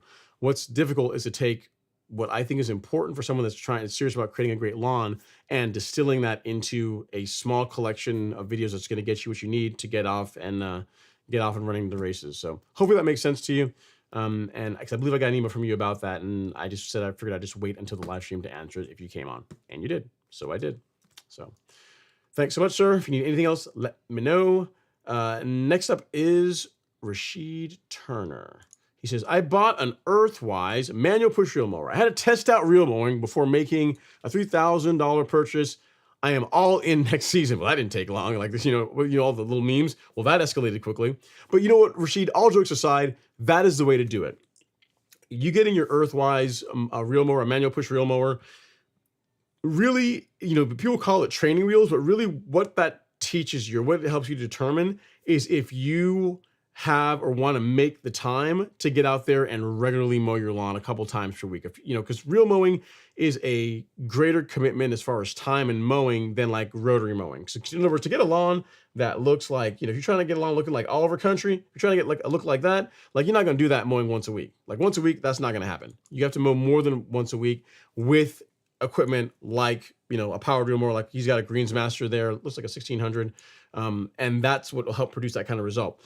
What the Earthwise is showing you is, do I like doing this? Like, do I find it relaxing to get out here and mow my lawn, twice, sometimes 3 times a week? If that's you, then yeah, then you can mow with the Earthwise this year. And then next year, whenever you get your mower, whatever you decide you're going to go with, then you know that you've already done it the harder way using a manual push reel mower. So when you have a powered reel mower, it's going to be that much easier. So great choice. It's a great way to go about doing it as far as the way you stepped into it. And here's the thing, and it's hard to really appreciate this, but the level of cut quality, the improvement that you saw moving from a rotary mower to that manual push reel mower, going from a manual push reel mower to a powered one, is going to be at least an order of magnitude better. At least one. It's going to be a night and day difference as far as the appearance of the lawn. And then we start going down the rabbit hole of doing like what Oliver did, where you start top dressing and getting your level, getting it like pool table smooth. Then you can get a stand of turf that looks like that.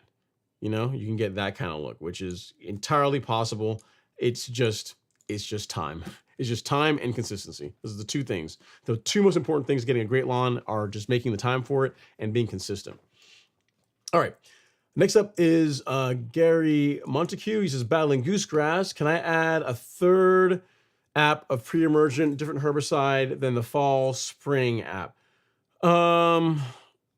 I guess so. As long as you're not exceeding the, you could, Gary. I have never seen the need to apply pre-emergent 3 times in a year. If you're in Florida, maybe you could. I could see that because you guys don't really have a real winter like what we have in other parts of the country. But in most cases, like a third pre-emergent app isn't really necessary. You know what I mean? But to answer your question, can you? Yeah. Yes, you can. Just make sure that if you are using multiple pre-emergents, and especially if because what you'll find is if you're using any kind of blended products to where maybe one of them has prodiamine in it, make sure that the active ingredient that you're using for the apps are all different, so that you're not overdoing it. You're not over applying any particular AI throughout the year. So just be conscious of that. Again, I've never seen the need to do 3 pre-emergent apps in a year, but if you want to try that to try and keep weeds under control, it's worth a shot. Just stick to the labeled rates is what I would tell you. All right, Cooper's dad is up next. He says, hey, Ron, looking to put down a Celiprin as well as a bit of Clarius 336F. Since the spray tip is the same, is it okay to put them down at the same time? Yeah, sure. If you want to mix a Celiprin, you say a Celiprin, I'm thinking you mean a Celiprin SC, right? You're talking about this one, right? The concentrate. So yeah, mixing this and Clarius and spraying at the same time, that should be just fine. You're going to want to use a floodjet tip, a larger droplet spray tip, but that would be okay. And then just water it in after application. Water them both in, and you'll be good to go. Great question, sir. I like it. You see that? And that's really one of the nice benefits of going the liquid route when it comes to products, right? If you're doing granular, you would have to go out and apply, say, Headway G, and then go out and apply a Celiprin G, and you can't do them at the same time. You literally have to make one pass over the lawn with one product and another pass over the lawn with another product. Whereas with liquids, assuming that they play nicely together, which Acelepryn SC and Claries do, and you have a you know, and you got the equipment to do it, like a good sprayer, then you just save yourself so much more time going that route. So good stuff, man. Glad to help out. All right, Max Allen Greenskeeper says I can answer that. Yeah, feel free, Max Allen, if you want to chime in as far as different grass types on the fringe versus the actual green. Feel free.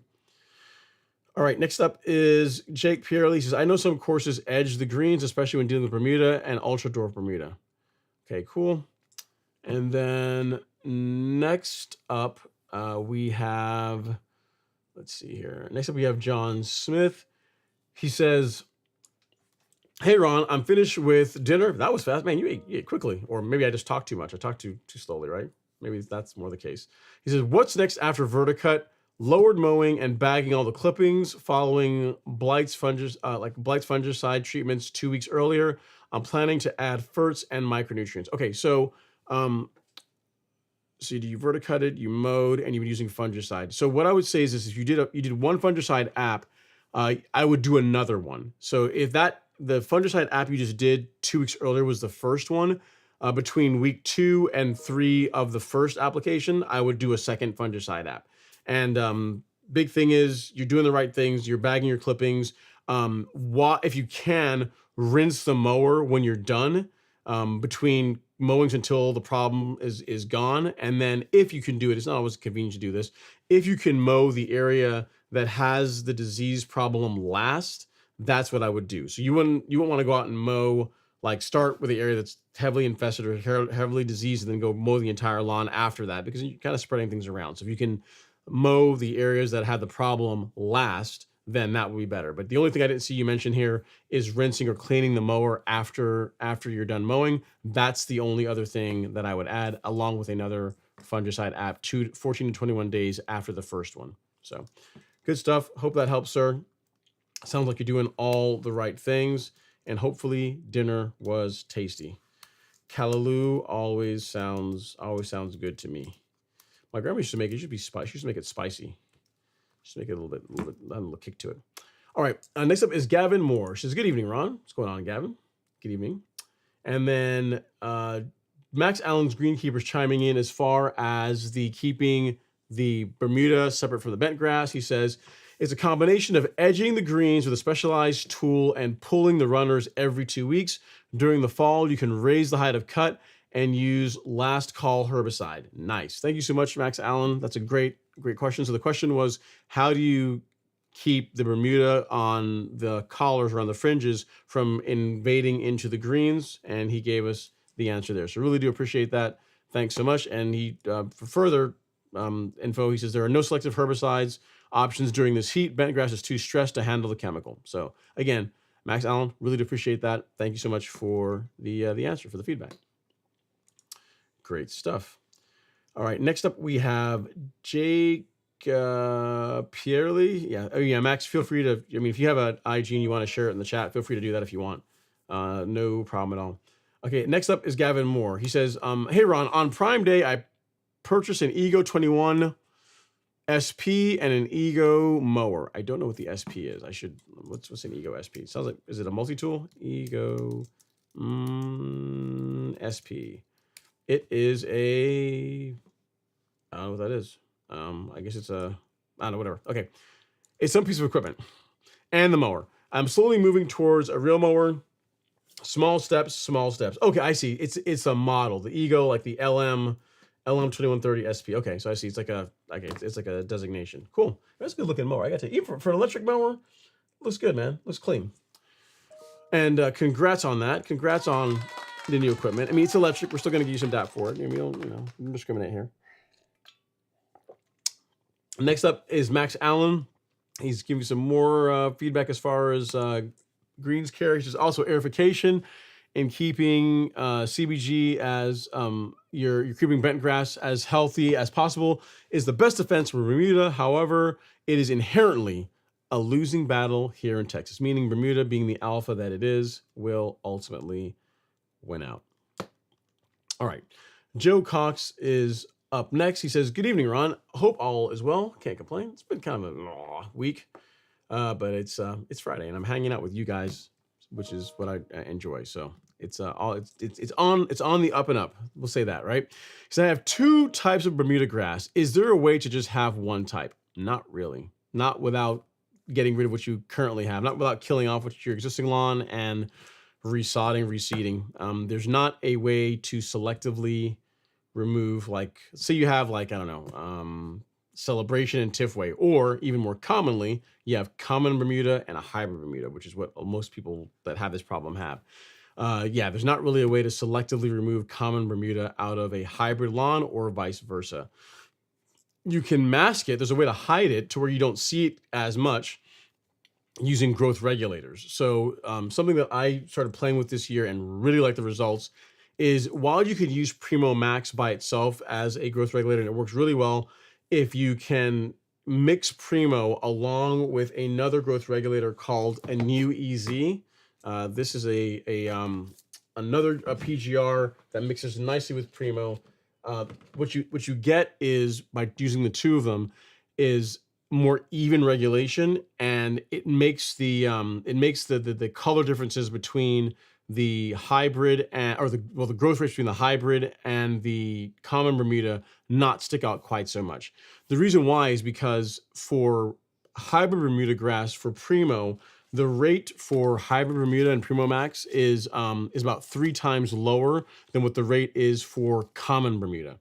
So if you're going to try and use only Primo on a lawn that's blended with common and hybrid, it's kind of a losing battle, because you really can't spray, or you really shouldn't spray the hybrid at the common rates, because you're going to be overdoing it. You're going to get tip burn, yellow. You're going to just cause some injury to the grass. But then spraying common at the hybrid rates really isn't enough to slow it down.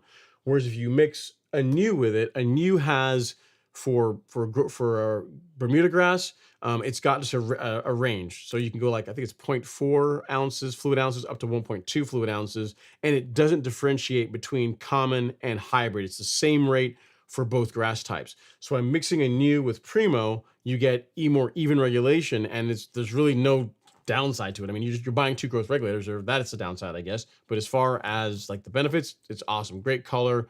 And it does wonders for hiding common Bermuda in a hybrid Bermuda lawn. So I would highly, highly recommend it. To show you what I'm talking about, I actually have a video, I think, in the description, or I've got a video talking about how to mix them. But if you go to the golf course lawn store, if you go to shop and lawn fertilizer, I think it's where I've got the growth regulator, and you click on a new EZ, there's a package here that has both. You get a new by itself, or you can get a new and Primo together. Save yourself a little bit of money. And that combination does wonders. So yeah, so if you look here, this video that's in the product description shows the rates that I like to use for Bermuda grass when using a new and Primo Max. Again, works great. Stick to the lower end of the application rates. You really don't have to go heavy to get a great result, and that's going to be how I'm going to be using growth regulator going forward, because especially since my lawn, I do have some common Bermuda in it as well. So hope that helps. I will send you this link to where you can find it. Hopefully this helps out, Joe, and give that a shot. I think you'll be pleasantly surprised with the results.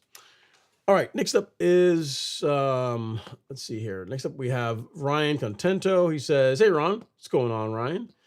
Hopefully you're doing well." And then it says, the maestro says, "Callaloo and saltfish is the Jamaican way." Okay, so here's the thing. Now, and listen, I'm probably going to have to give up my island card for what I'm about to say. What I'm about to say is going to be considered blasphemy. But I really don't like saltfish. I know. It's like, I'm sure all you guys like saying heresy, right? I really don't like saltfish. Maybe I just haven't had it good, but it's too. One, I'm not a big fish person. I know being from the Caribbean, you would think so, but I really don't like seafood that much. I mean, outside of like conch, I like conch, but outside of conch, I don't really care for like fish. Like, I've never gone to a restaurant and ordered fish ever. Like, I'm not a real seafood person. So saltfish is not really my thing. I know I realize that there's going to be a point deduction as far as, in the island man ranking system. I get it. I'll take it. I mean, probably the only way I could do saltfish if you put it like in a pistachio, like in like those little I don't know what you call it. How do you describe a pistachio? It's like a I don't know, it's like a tart, I guess. What we call a tart in the Caribbean. They can be like they can have meat in them. They can be filled with you can have like coconut in them. You can have all kinds of different fillings that you can have in it. But basically, it's an island tart, and there's some that have saltfish in them. And in that way, I can deal with it. But like saltfish by itself, not really a fan. But I get it. I realize you probably have lost some respect for me, and I understand. I'll take it. All right, Lewis P86 is up next. He says, recently I bought a Sunjo dethatcher and scarifier. Congrats on that. Using the blade tool at the high setting to verticut. How low should I be going? Thanks. So really, Lewis, as long as you're not getting into the dirt, you're not going to you're not. Here, I'll tell you what to avoid.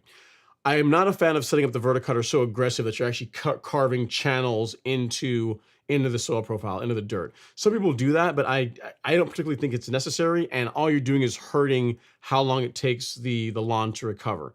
So as long as you are not cutting like channels into the soil, you are fine. You can always make more passes and slowly go down, but you can't really, if you go too aggressive, it's kind of hard to undo that. So I would say you're starting at the highest setting.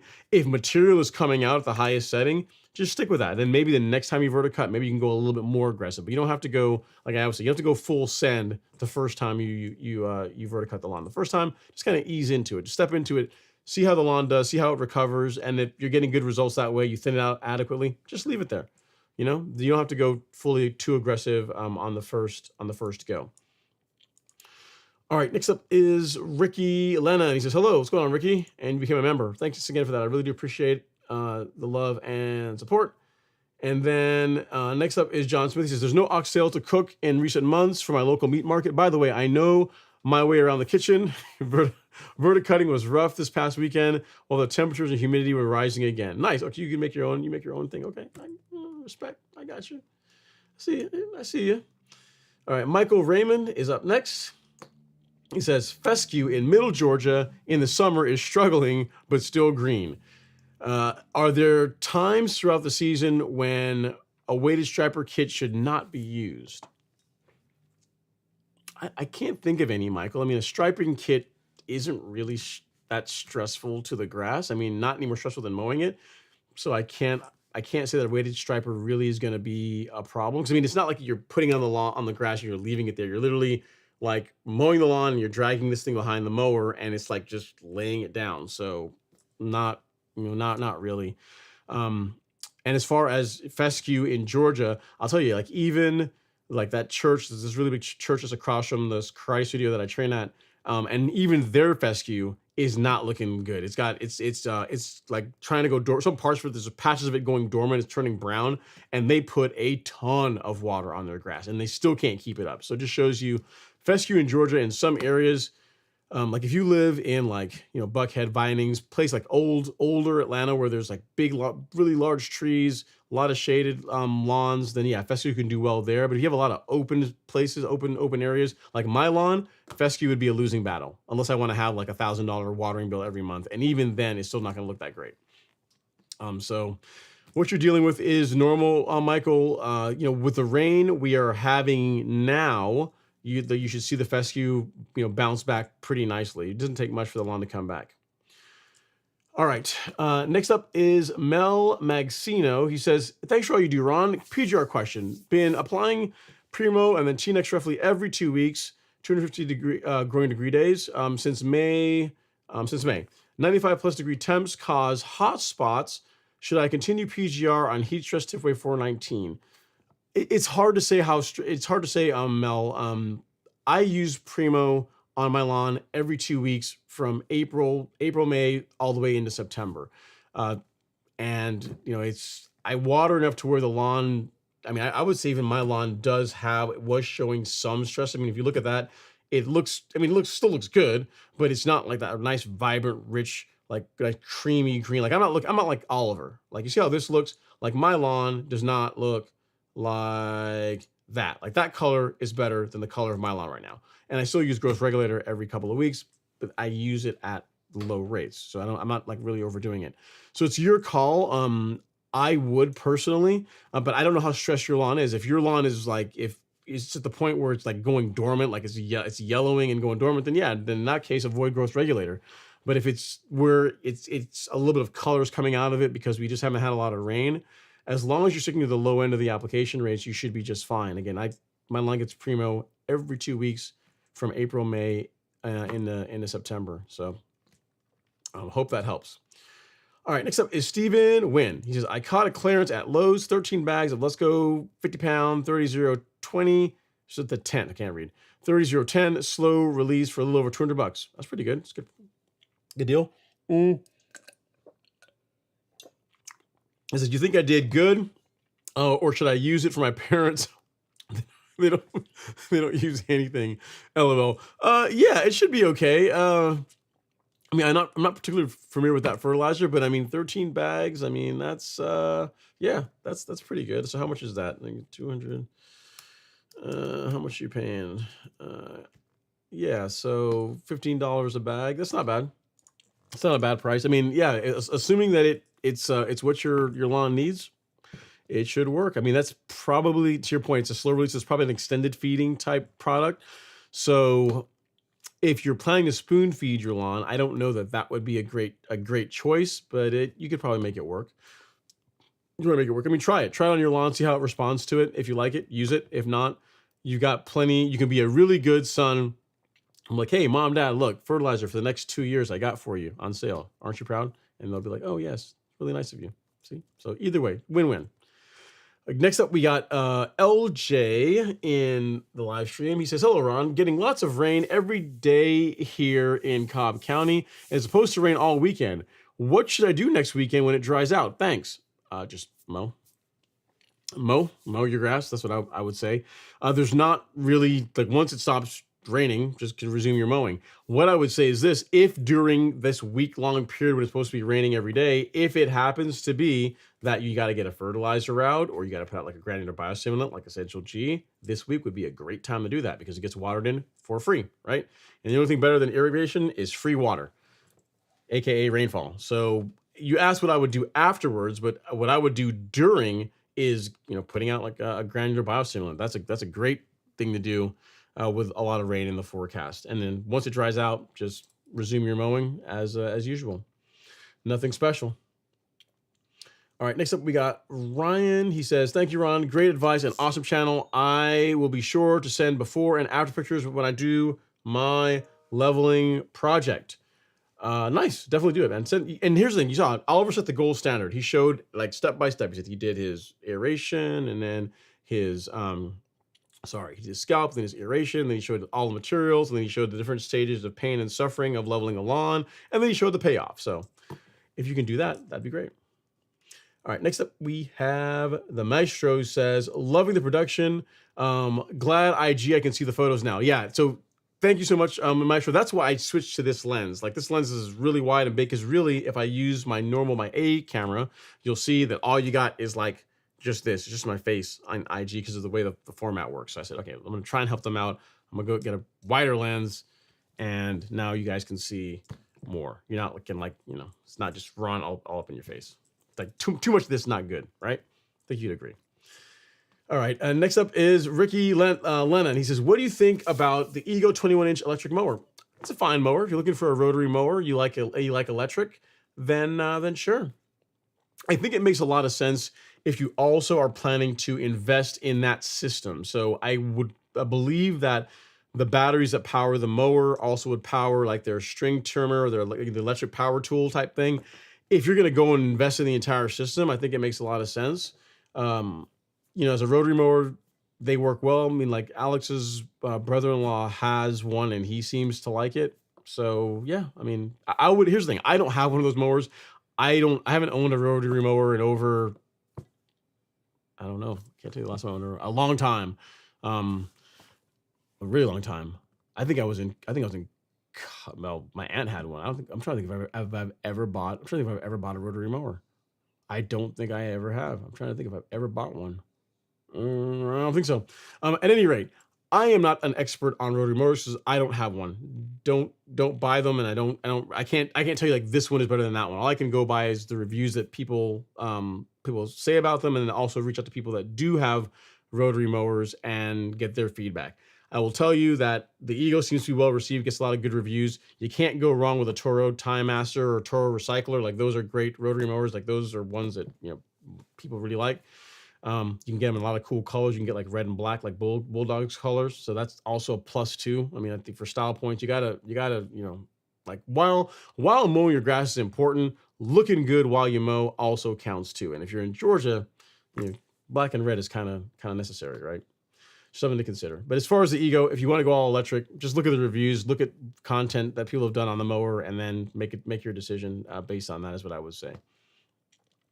Next up is Gavin. Gavin Moore. He's back. He says, "Hey Ron, planning to do an aeration, overseed, and leveling. Should I start the project now with?" I think I already answered this question, Gavin. Long and short of it is no. I would not start it now. I would wait until a little bit later in the year. So like if you're planning to do the overseed in September, I would start this work in like August, like mid-August. So if you are doing, well, actually, no, you're just doing overseeding. You're not even doing a renovation. So if you're just going to be overseeding, then you could do aeration, leveling, overseeding, in that order. So aeration, level, overseeding, and you could do that literally the last week of August, early September. So whenever the window opens for overseeding is when you could do those other things, because those other ones are literally like a day long process, right? So I would wait, is what I'm trying to tell you.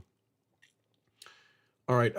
He says, "Oh, sorry, I may have entered the wrong email address." Yes, it's ron@golfcourselawn.com. So if you send pictures to right there, that email address, ron@golfcourselawn.com, I will get them, and I will, if I don't get them on the show tonight, I will queue them up to get them on the show for next week. Only request I have is if you send pictures, please take your phone and turn it like this. Take pictures in landscape, not portrait. It's kind of a pain because as you can see on the screen, I'm in landscape, and it makes it easier to format them and make them look good on the live stream. So take your pictures like this. I know everyone walks around, takes pictures like this. Half the time we've been trained to do that, but really this is better for content on YouTube, if you don't mind. Okay, next up is Tony Cooper. He says, "My yard has brown spots. What can I do in North Carolina?" Depends on why you have brown spots, Tony. You could have some localized dry spot, in which case some spot watering can help the lawn recover from that. You can use a moisture manager like Foreplay. That's also going to help with recovering brown spots in a lawn. A big thing to figure out is to why you're having the issue. So if you have the rest of the lawn looks really good, but you've got like one area, a smaller area that is brown or dying off, and it's getting plenty of sunlight, getting the same fertilization program, I would look at that area and try and figure out what's going on with it. So take a screwdriver, do the screwdriver test, like, punch a screwdriver in there and make sure it can easily go down in the soil. There's not like a stone or piece of plywood or something there that would prevent the roots from penetrating deeply to allow the grass to do well, especially now this time of year when conditions are more stressful. And just wait it out. So really watering and eliminating barriers or anything that would hold the grass back from doing well in summer temperatures is what I would say. So hope you find that useful. And as far as Foreplay, as far as where you can get that, if you go to the Golf Course Lawn Store, you go to Shop, and then you go to Soil Moisture Management. This is what I would use for localized dry spots. And the nice thing is if you get the little hose end sprayer, it's easy to use. You can just connect it to your hose. Be sure to water it in after application, and then you're good to go. That's what I would use. So I'll send you a link to that where you can find it, and hopefully that helps. But keep in mind, Tony, this time of year, it is hot. Actually, I can just do it here on the gram for you. It is hot. So grass is going to have, if it's not getting enough water, the grass is going to lose some of its color. So, and in the more extreme cases of that, it can start to go dormant and i.e. turn brown. So it could be that. But if the rest of the lawn looks really good, but you got like one area or just a few areas where there are like localized dry spots or brown spots, look into making sure there's no debris or anything that could be preventing the grass from doing as well as it could do in that area. All right. Next up is there's this guy on the internet who scared me away from power raking with my son Joe. Is it okay to power rake Bermuda? okay, it's okay to turf rake or scarify Bermuda, and when you're doing so, you do it lightly. So if that's what you're doing, yes.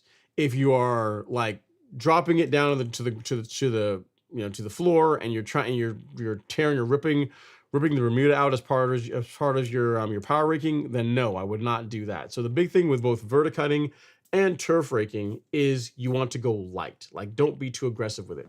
If you've got a couple of hours to kill and you want to see it being done live, I will show you. I'll send you a link to a live stream from last year that answers this very question. It shows you verticutting, shows you turf raking, and shows you mowing after I'm done.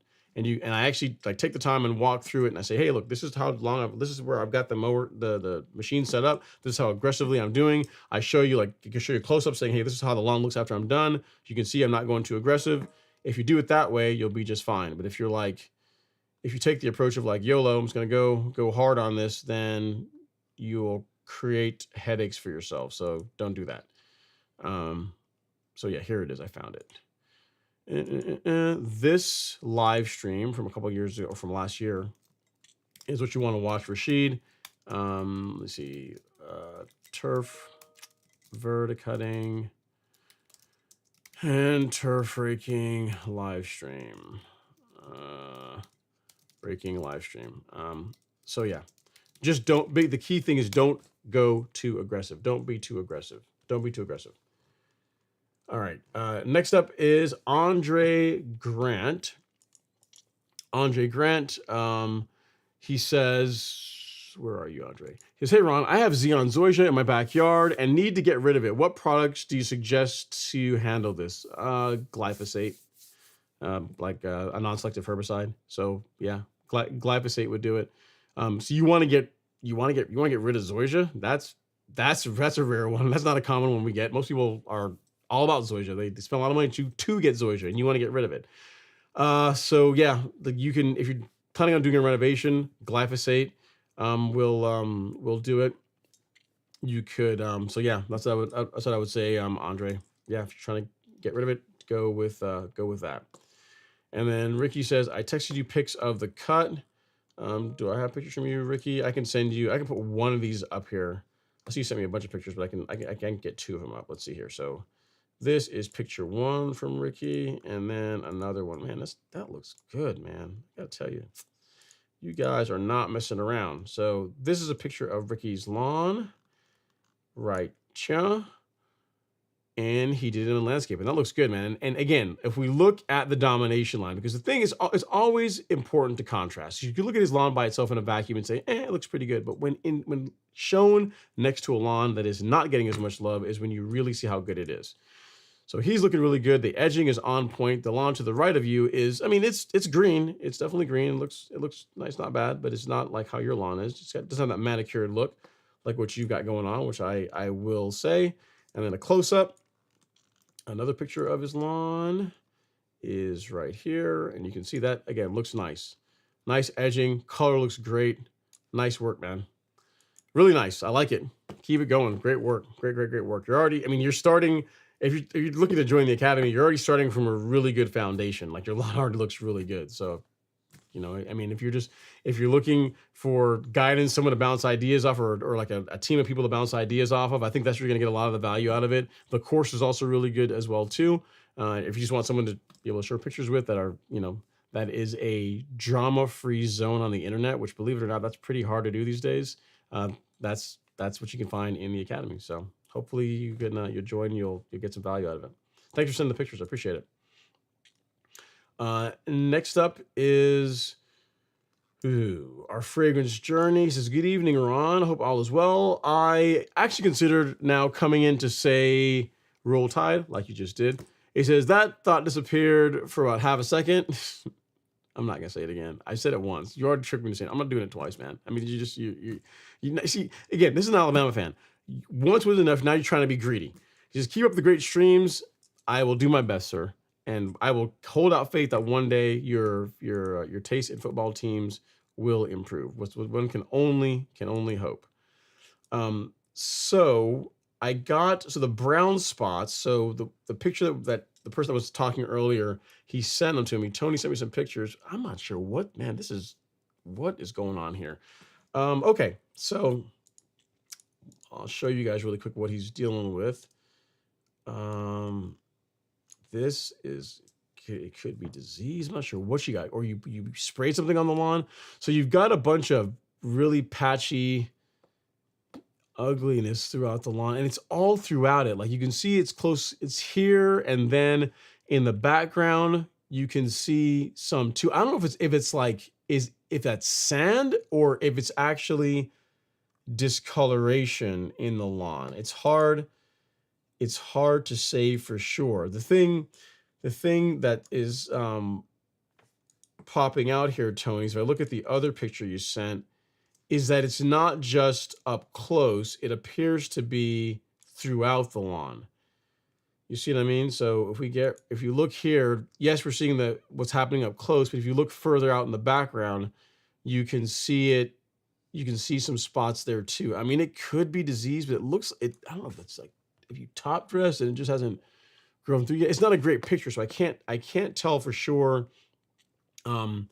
what you're dealing with. So a couple things. Process of elimination. If that's actually sand, then wait for it to finish growing through. If you sprayed something on the lawn, you may have overdone it and caused damage. Because while I could say, I mean, look at the pictures. While we could say that, I'll get them back up here.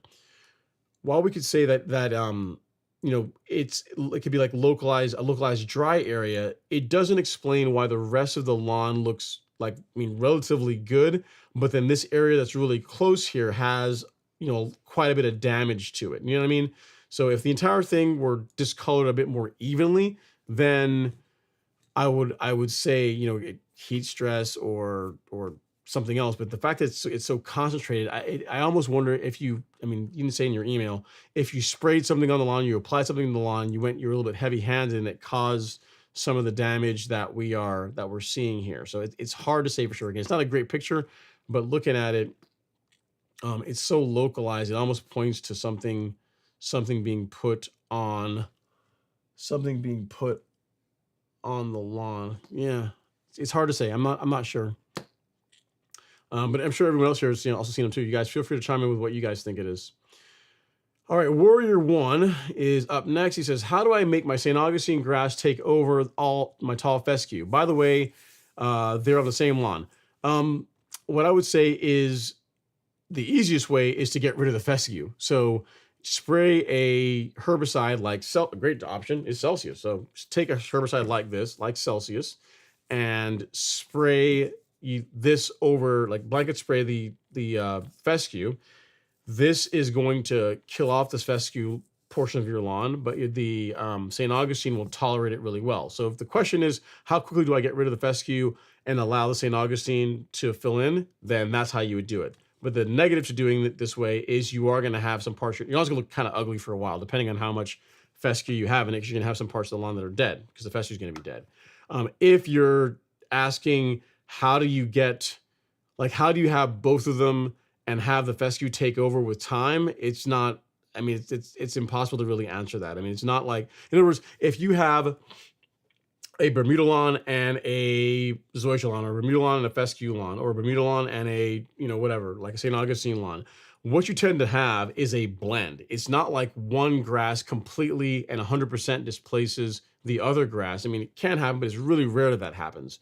And there's not a whole lot you can really do to influence that, given that both of them don't like being mowed short.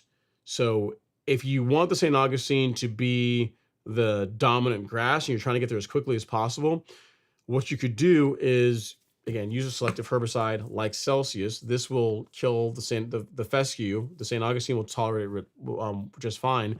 And then if you got a bunch of bare areas, you could transfer plugs into those areas, and then that is a way to get the St. Augustine to be like the dominant stand, like the dominant grass throughout the lawn. So it just depends on how much ugly you're willing to tolerate during this whole process.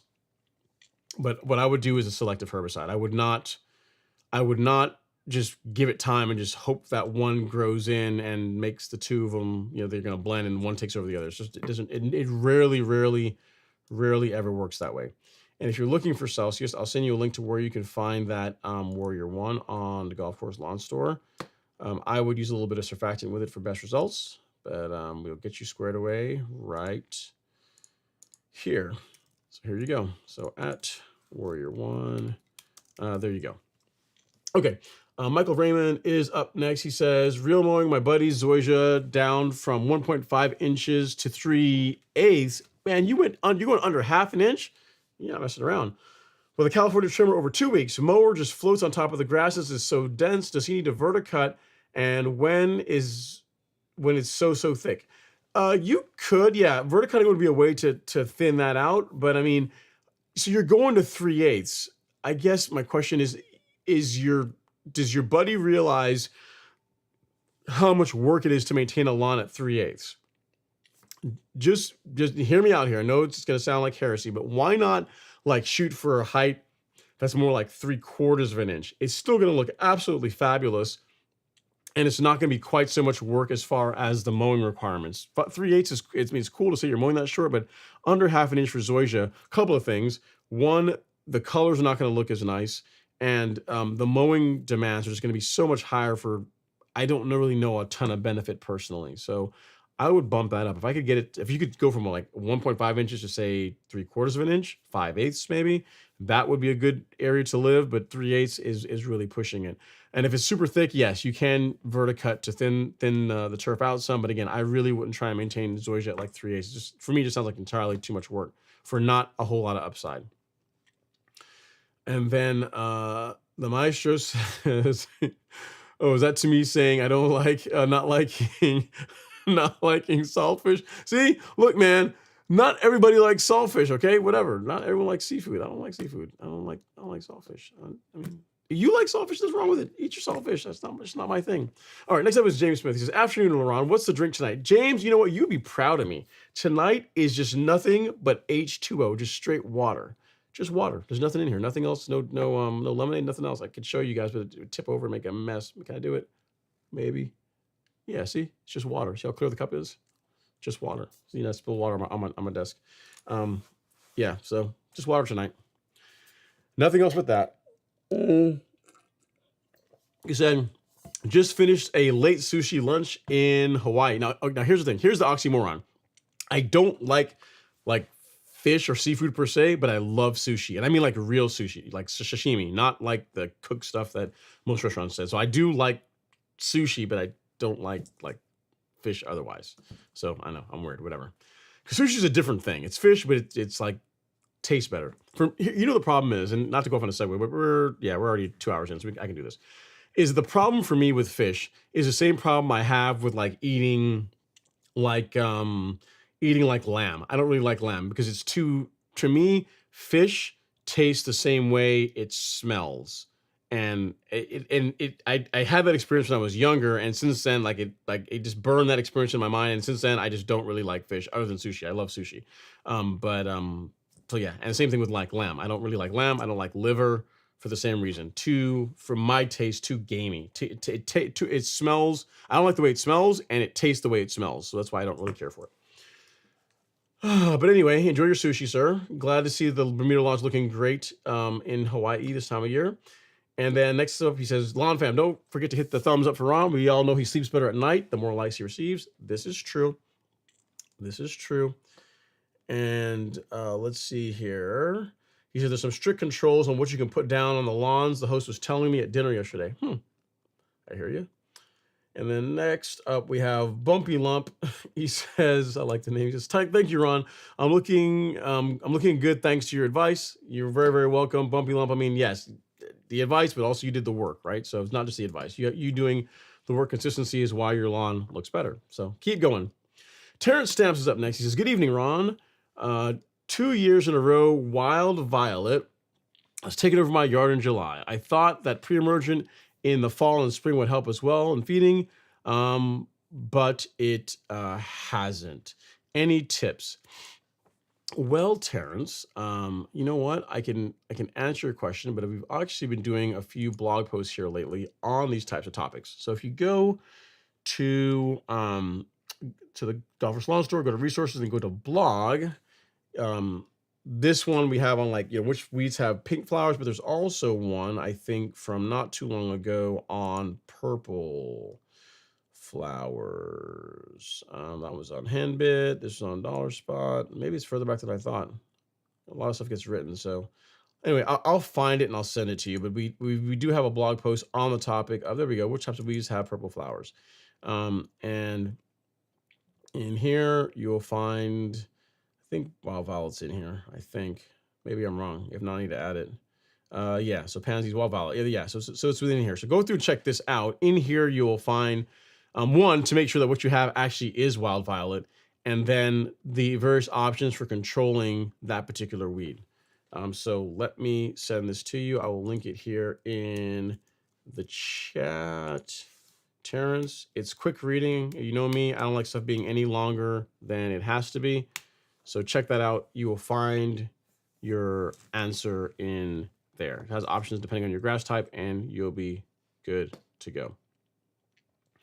Or if you're an Academy member, I think you are, Terrence. If you are, take a picture of it so I can actually see that what you have actually is wild violet, and post it in the Facebook group, and I will I'll help you out. We'll go back and forth there as well too. All right, Bumpy Lump is there. He says, hit the like button, people. He does his part. We got to do ours. He has great advice. You're very welcome. Thank you so much, Bumpy Lump. And then next up is Toucan Sam. This is a good question. He says, what is the latest in the season you would recommend doing a sand leveling on Bermuda? And do I have to core aerate if I already core aerated it in the spring? So the latest time is, we're approaching that, Toucan Sam. Really, the late July to early August is the latest that I would do a leveling project on Bermuda, because if we get an early winter, like it cools off earlier than usual, you want to make sure there's enough time to have the grass to grow through before growth really slows down. So August, the first part of August is the latest I personally would do it.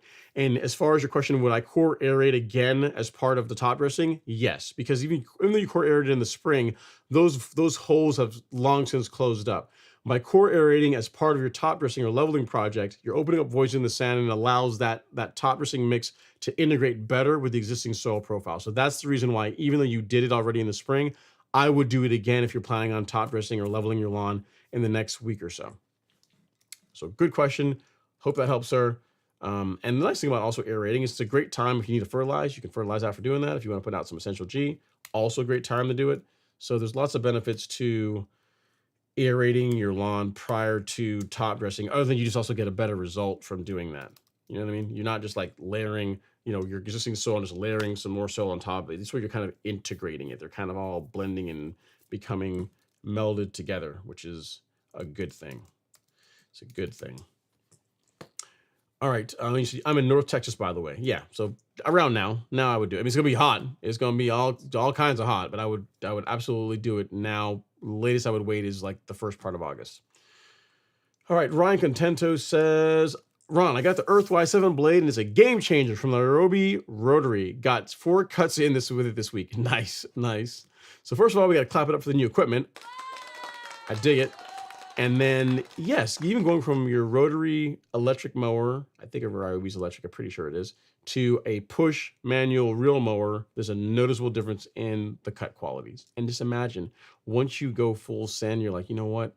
I got to step it up a notch, and you go to a power reel mower. Oh, you just have no idea the awesomeness that's awaiting your lawn, but when you eventually decide to go that route.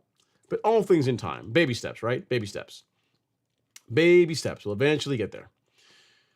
All right, let's see here. And James Smith says, Ron, there are share with Tony about the brown spots in North Carolina. I'm finding since I'm moving to Raleigh, construction. Yeah, I mean, it could be that, but I don't think so, man. This is something else. I mean, this is either something was sprayed on that lawn, or, I mean, if it's sand, it's still growing through it. Because again, it's hard to tell from the pictures, but it looks like almost like something was sprayed on the lawn and cause damage to that area. I don't even want to say that it's like heat stress, because the area appears to be open, and the grass like past it looks pretty good.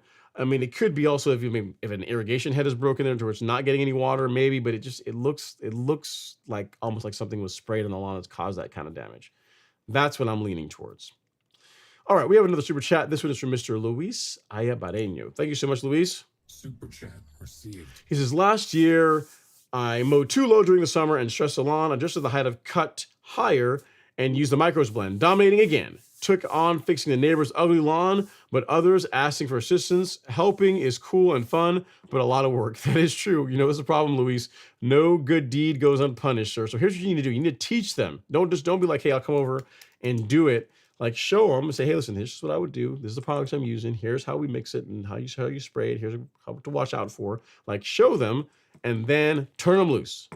You know, be free. Go out and fly. Spread your little wings. You know, new real mowing person, new lawn mowing enthusiast. Get out there and, you know, edge your lawn with pride. You know, you gotta show them how to do it. You don't want to just do it for them all the time, or they won't learn. That's no good. Thank you so much for the super chat, sir. I think you are the highest super chat, so that makes you our show sponsor. So there you go. Your name in lights for whatever that means to you. Really do appreciate it. And again, nice job on helping your neighbors out. It's a good thing to do. And it's fun too, right? It's always when your lawn, here's the thing, I don't want to say it gets boring, but when your lawn is already like, you've got it figured out, you got your program figured out, your mowing figured out. It's nice that every now and then, you know, have a new challenge. You get like something to get the juices flowing. You're like, oh man, he's got this problem. We're going to correct this. You know, it just kind of just gets things going a bit. So I understand it, but at the same time, you don't want it to turn into like a work where you're maintaining your lawn and another lawn. So you got to make sure you temper that to where you show, like you help, but then also teach at the same time so they can take it on themselves one day, right? They got to graduate. Next up, we have, let's see here. We have D-Man 12082. He says, good evening, sir. St. Augustine grass backyard is full and thick, luxurious, but my front lawn is looking like the top of my... That's good. The top lawn is looking like the top of my head these days, thin. Okay, so what's the question we have to ask ourselves is what's the difference between the backyard and the front lawn? Does the backyard get more sunlight than the front? Is the backyard getting more water than the front? Are you mowing the backyard differently than you're mowing the front lawn? Is the backyard getting more nutrient or a different nutrient program than the front? So there's a reason why, you know, the two stands of grass on the same property are looking different. So sunlight, I mean, so if the front lawn is heavily shaded, that's going to cause it to be thin. So normally it's one of those things. It's water, nutrient, and for warm season grasses, especially sunlight. Like if your front lawn is more shaded, that's going to cause you to have challenges with it looking as good as possible. So I'm not sure which one of those it is, but just go through that process of elimination. And then if it's shade, you got to like cut trees back and get more sunlight to it. If it's lack of water or nutrient, then you can correct that with fertilizer or more water. So hope that helps, D-Man. Appreciate you chiming in. And Rashid Turner says, why would you want to get rid of Xeon Zoysia? Yeah, I'm just saying, some people don't want Zoysia or don't, I'm sorry. So many people fight to get a great Zoysia lawn. Like I'm trying to think if I have ever had anyone that wants to get rid of Zoysia. That's rare. That is rare. Let's see here. Jimmy Miller says, Ron, my neighbors probably think old Jimmy has lost his mind and gone crazy. Okay. I was following the surf mechanic's advice and was spraying humic acid on my lawn during the rain. 2 pounds. I get 2 pounds in 5 gallons. Okay. So you're out in the rain spraying your lawn. I mean, it does. He says, am I nuts? I can see why your neighbors would think you are too committed to your lawn to the point of potentially being obsessed, crazy, nuts. I am guilty of going out and applying products when it was raining, like right when it's about to start raining. For example, I really wanted to get some Essential G out and it just started to rain and I was like, oh, well, here we are. If you look on my channel, you can probably find this short somewhere because I actually did a YouTube short actually when I was doing it. But as a matter of practice, I wouldn't do that. So if you have to get something out there and you know what, I don't want to run my irrigation system or I don't have irrigation, then in that case, sure, whatever, you're making it work, right? You're working with what you got. But I wouldn't do that as a matter of practice. I think one time you're okay, but if it's like a regular thing, you know, we have to revisit that. So Look, man, at the end of the day, if your lawn looks better than theirs, why do you care what they think, right? That's how I should look at it. If your lawn is better than their lawn, if their lawn doesn't beat your lawn, they can't talk. I mean, maybe you get up in the morning and you whisper sweet nothings to your lawn. You talk to your lawn. Again, is it abnormal? Maybe. But if your lawn looks better than theirs, they can't really say anything. So until they're beating you, they can't talk. Unless you can do better, don't want to hear it. All right, so next up we have let's see here. Toucan Sam says looks like a fungus. It could be disease. It could be disease, but look at it, man. It's like it's so concentrated to one area. It very well could be disease.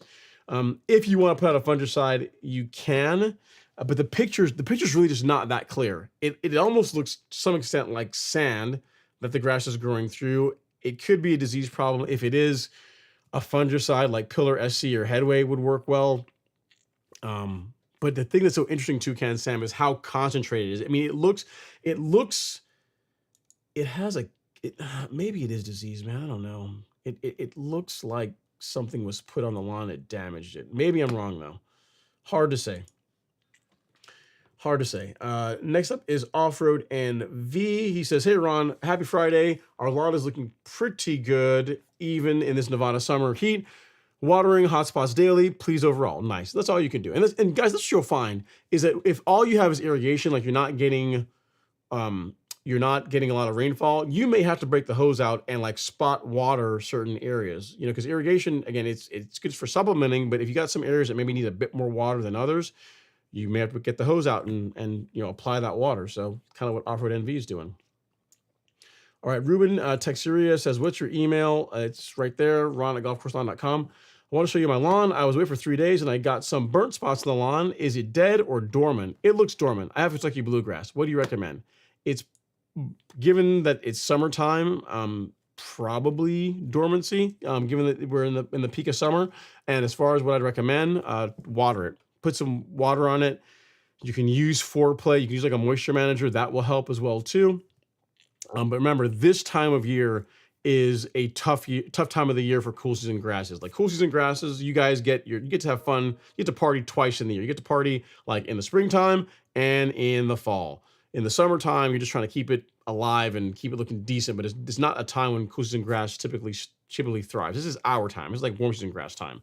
So in your case, Ruben, just water, a moisture manager perhaps, and just wait it out. You've only got another month and a half of this, and then it'll start cooling off a bit. So that's what I would tell you. Sounds like it's dry and it's stressed out, and a bit of water will help that. All right. Next up, we have, let me see here. Ricky, he says, I cut my zoysia at 3 inches. It's a little taller. I get it. And then Addington W says, taste gamey. I'm with you. Yeah, so that's something. I mean, I don't like foods that taste gamey. You know what? I'm weird. I say I don't like food that tastes gamey, but I do like goat. So like curry goat, love curry goat. And some people say that goat is gamey, but I don't really find it that way. So I don't know. I guess lamb, liver, fish, not really my thing. Because to me, they taste like they smell. Goat, I just like the way it tastes, especially if you curry it. Good. All right. Next up, we have lawn looks great, Ricky. Next up, we have Dean B. He says, I'm doing a how to cut reset this weekend. Should I suspend my next bi-monthly PGR application? I wouldn't. There's no need to. I mean, I would still spray your growth regulator just like you normally would. No need to suspend it. T1000 says, Ron, any fallout from the global cloud strike mess system today? Oh yeah, dude. Today was not a fun day at work. Was not a fun day at work. But no, everything's fine. I mean, it's just I mean, you got a Q&A. What it shows you is how fragile everything is, right? Like people don't realize that, any code that's running in ring 0, man, you really, really, really got to QA it. So by that I mean anything that's like you think about like antivirus, EDR,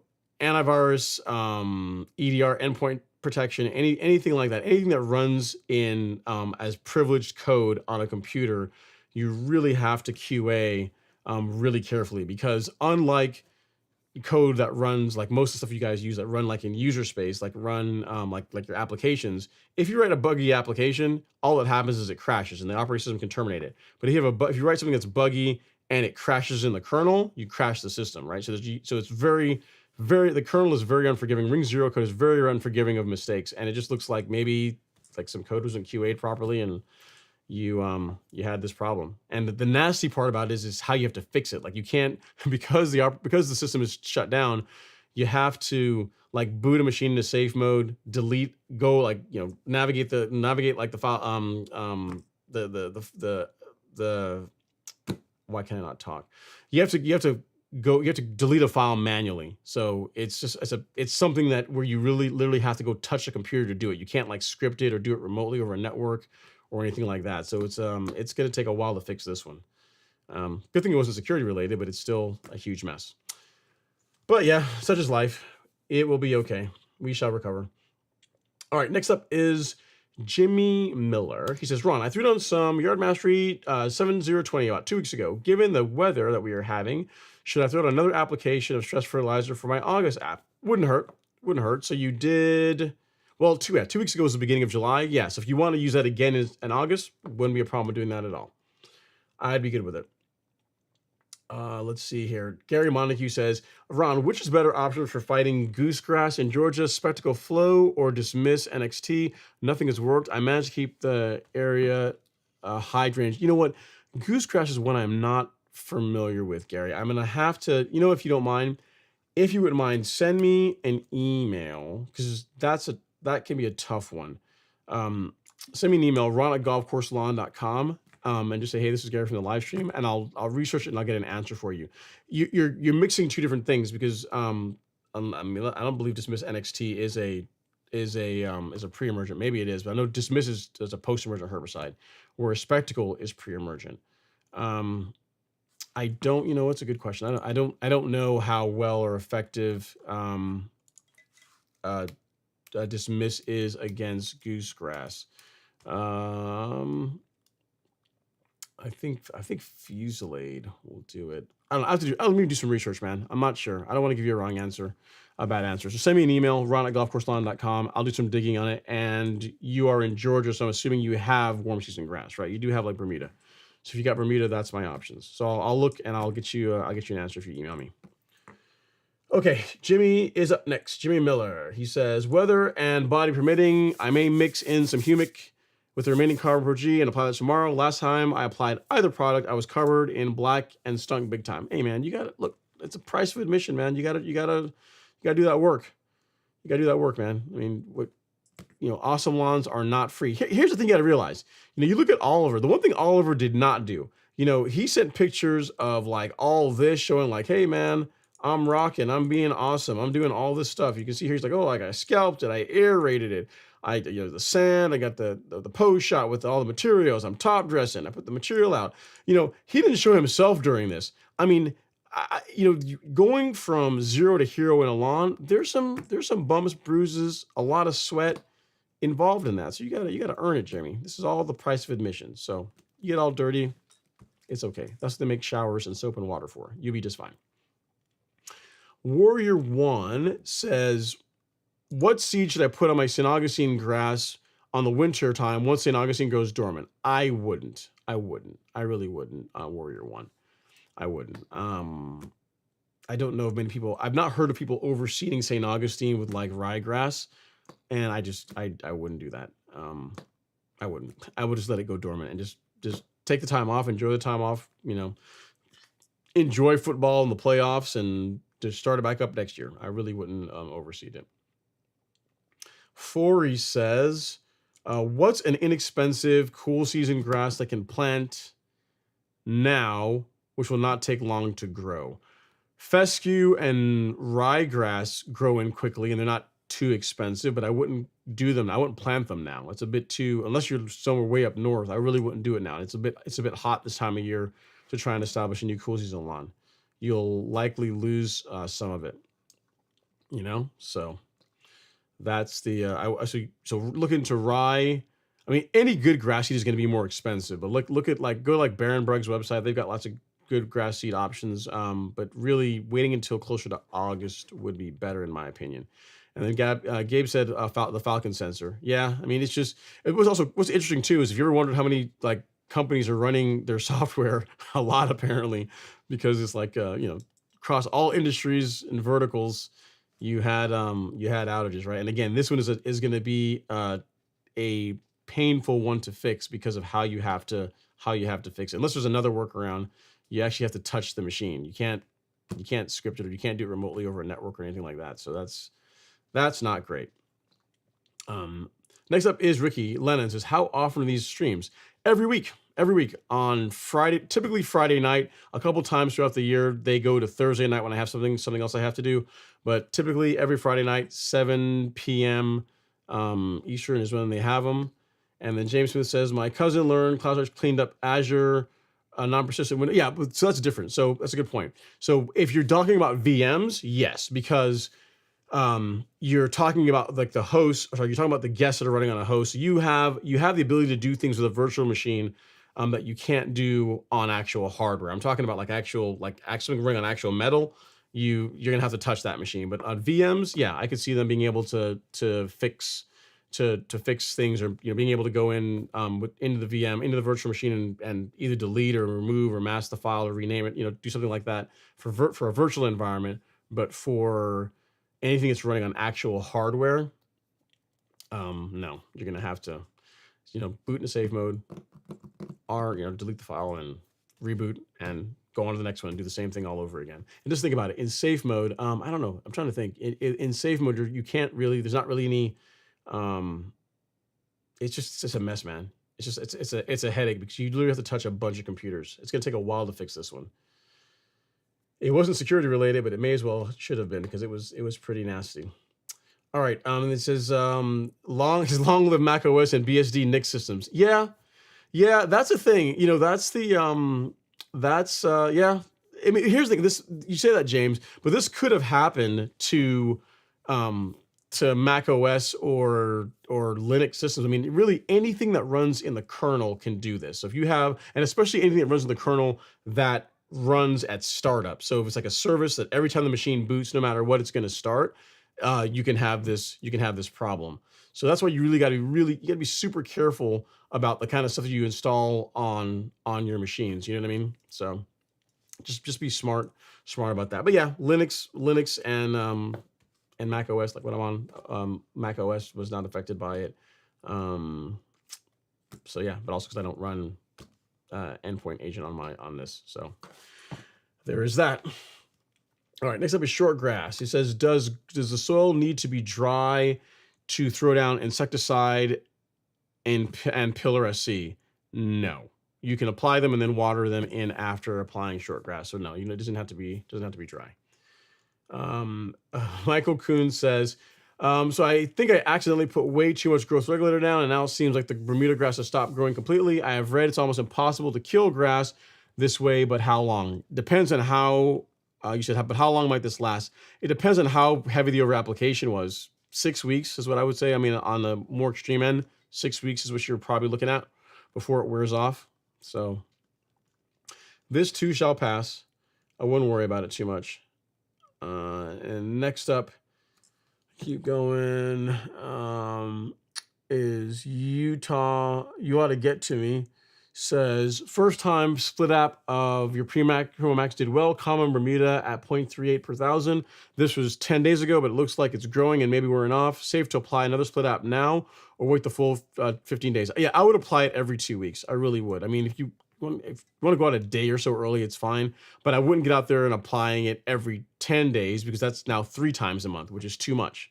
So every 2 weeks of which you're after, if you do it a day early or a day late, fine. But again, every 10 days works out to like 3 times a month. And again, that is too much. You ought to get to me. So I would wait a little bit longer. Julius Elliott says, how short should you cut St. Augustine grass? Most people keep it around 4 inches. So anywhere between, 3 inches on the low end, 5 inches on the high end. So taller is what it likes. There's people, now I say this, but there are people that have sent me pictures of them real mowing St. Augustine, keeping it even shorter. But in general, St. Augustine is mowed taller. 3 inches or taller is how is where you want to keep it. And it says, can you use a real mower on St. Augustine grass? You can, but it's not the ideal. It's not the ideal tool for it. Not the ideal piece of equipment for mowing St. Augustine. What I would use is a rotary mower that's just kept nice and sharp. That would be a better option for St. Augustine, Julius.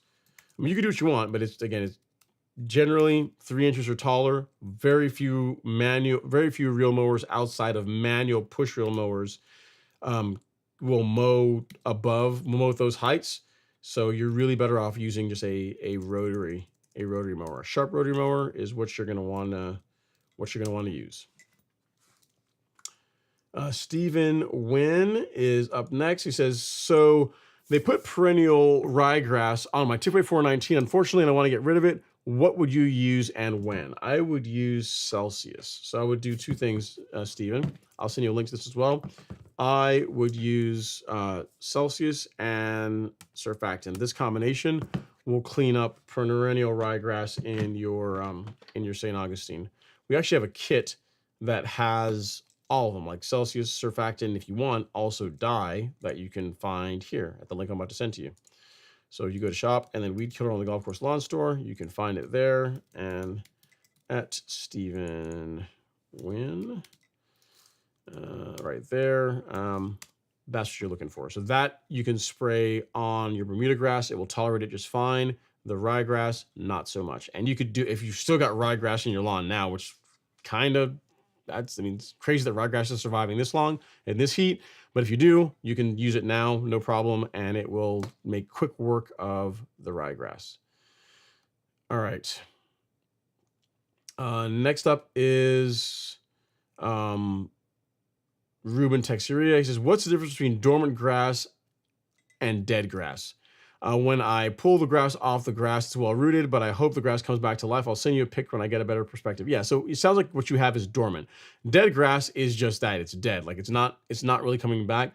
Dormant grass, the lawn, because of due to temperature or lack of water, the lawn just stops, or the plant just stops putting energy into top growth and just focuses on just staying alive, and just on roots. So if you do that, what tends to happen is the color goes out of the grass, it turns brown, but it's not dead. Like if you look at my lawn most winters and grasses during the winter months, like zoysia, Bermuda, zoysia less so, but Bermuda especially, during winter months, it turns completely brown. Like if you look at it, it looks like it's dead, but it's not. It's just dormant because it's too cold and the day not getting enough sunlight, and that's what really will cause it to check out. So if what you have is it's still rooted in really well, what's likely happened, especially if it's this time of year, your lawn is just gone dormant, it's not dead. So I would not keep pulling up the grass. I would just leave it alone. When you put some water on it, and when temperatures become a bit milder, it should recover and come back through. So in your case, I think you were the cool season guy, right? You had the KBG. So yeah, if I'm thinking about the right person, it's just this time of year is really hard on cool season grasses. So like fescue does better than like ryegrass or Kentucky bluegrass this time of year. And all you can do, again, put water on it and just wait, is what I would say. It is highly unlikely that it is dead as long as you're watering it. And then James says, reminder, besides the ultra running, I'm a cloud architect. Oh, you're a cloud architect. Okay, cool. You already know, man. I didn't know you're a tech guy. Yeah. So you had a fun, past couple of, day. You've been living the dream today. Okay. Yeah. Okay. Very cool. I forgot that, James. I did not realize that. Yeah. So in your case, you guys are, I'm sure, between like AWS and Azure, anything that's running in those environments, there are likely workarounds that can be scripted to fix it. You would know better than me. But again, I'm talking about like bare metal. It's a big ouchie. Bare metal is, you got to touch it, unfortunately. All right. Jonathan Camardo is up next. He says, happy Friday, Ron and all. I'm enjoying the streams and I'm learning and having fun in my lawn. That's the most important part of this. Essential G was fantastic to my sprigging project. Thank you for the great products and guidance and advice. Cool. I'm really happy to hear that, man. It means a lot. I'm glad to hear that the advice is helpful and that your lawn is doing well. Just keep going. It'll keep getting better. Brand 1003 says, Gary for goosegrass, image all in one. And he's also saying quinclorac. He says also, He says specifically active ingredients, so sulfentrazone, quinclorac. I have Bermuda grass in West Tennessee. So there you go. So you have an answer there, Gary. So check the label and see how well. Wait a minute. Image. I guess image all in one is Image all in one is probably different to just image, I guess, because image is imazaquin. It's not sulfentrazone or quinclorac. So maybe it's a different product that you're talking about, Brando. At any rate, look into that one, Gary. That could be the answer to your problem. And then Warrior One says St. Augustine looks nice at 3.5 inches. Yeah, it just looks better. Like fescue lawns. I mean, case in point, look at like a lawn that's designed to be taller. Like look at whose lawn is this? Like Simple Cash Offers lawn. No, that's not that one. Yeah, look at that. Like that's a St. August. That's like a fescue lawn. Look how nice that looks. Nice and green. That's mowed taller. That's probably 4 inches or taller. And look how nice and lush that is. So, mow the grass the way at the height that it thrives and does best at, and just, and let it sit there. If you don't like, in other words, I would not, unless I had no choice, I would not have a fescue or St. Augustine lawn because I like my grass shorter. If I like taller grass, then I would get one of those grass types. So depending on the look that you like for your lawn, choose accordingly. Get a grass type accordingly that allows you to have that look. And, that will also grow in your area. That's also important too. All right. Next up is Russ. He says, hadn't been able to join the live stream in a while. Nice to check back in. It got new to me, Greensmaster 1600 today. We got to clap that up. Nice.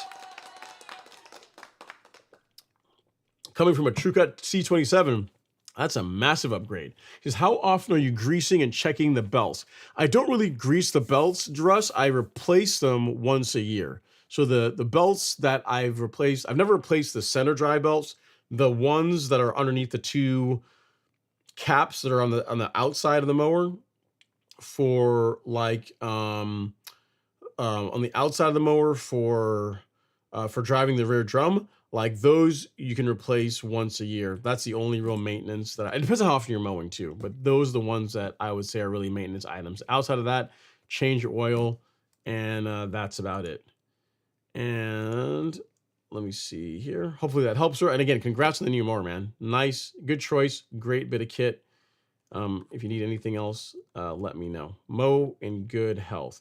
Steven says, I sent a super chat. I seen it charged on my card, but I don't see it up here. Worst case, I'll try again next week. Well, no worries. But you know what? We're good with that, Steven. Thank you for the super chat. Super chat received. I appreciate it. Thank you if you sent one. If it got, didn't make it over, it's fine. And you can always try again next week. But again, thank you so much for the super chat. I appreciate the love and support. And again, next week is always an option. And then next up, and I guess our last comment of the evening is going to be Mr. James Smith, the ultra marathoner and cloud architect. Says, Night fam, hit the like button for Ron. I'm heading to the beach. Aloha. Subtle vacation flex. I'm going to the beach, guys. You guys get out here and, I'll leave you guys with the grass. Well, guys, gals, on that bombshell, we will cue the outro music. Again, thank you guys so much for taking the time to hang out this evening, and hope you guys got some value out of the content. If anything, at least it was hopefully entertaining. Again, at the Golf Course Lawn Store, we have our line of fertilizers, herbicides are all in stock. Recognition herbicide is in stock for those of you that are looking to remove Bermuda grass selectively from your St. Augustine and zoysia lawns. We got some new content on the blog that was published today, so feel free to check that out as well. And again, thank you guys so much for taking some time out of your Friday evening to come hang out with me and talk about lawn care. Have a great weekend. Get out there and mow your grass. I am wishing rainfall for all your lawns. Until next weekend, take care.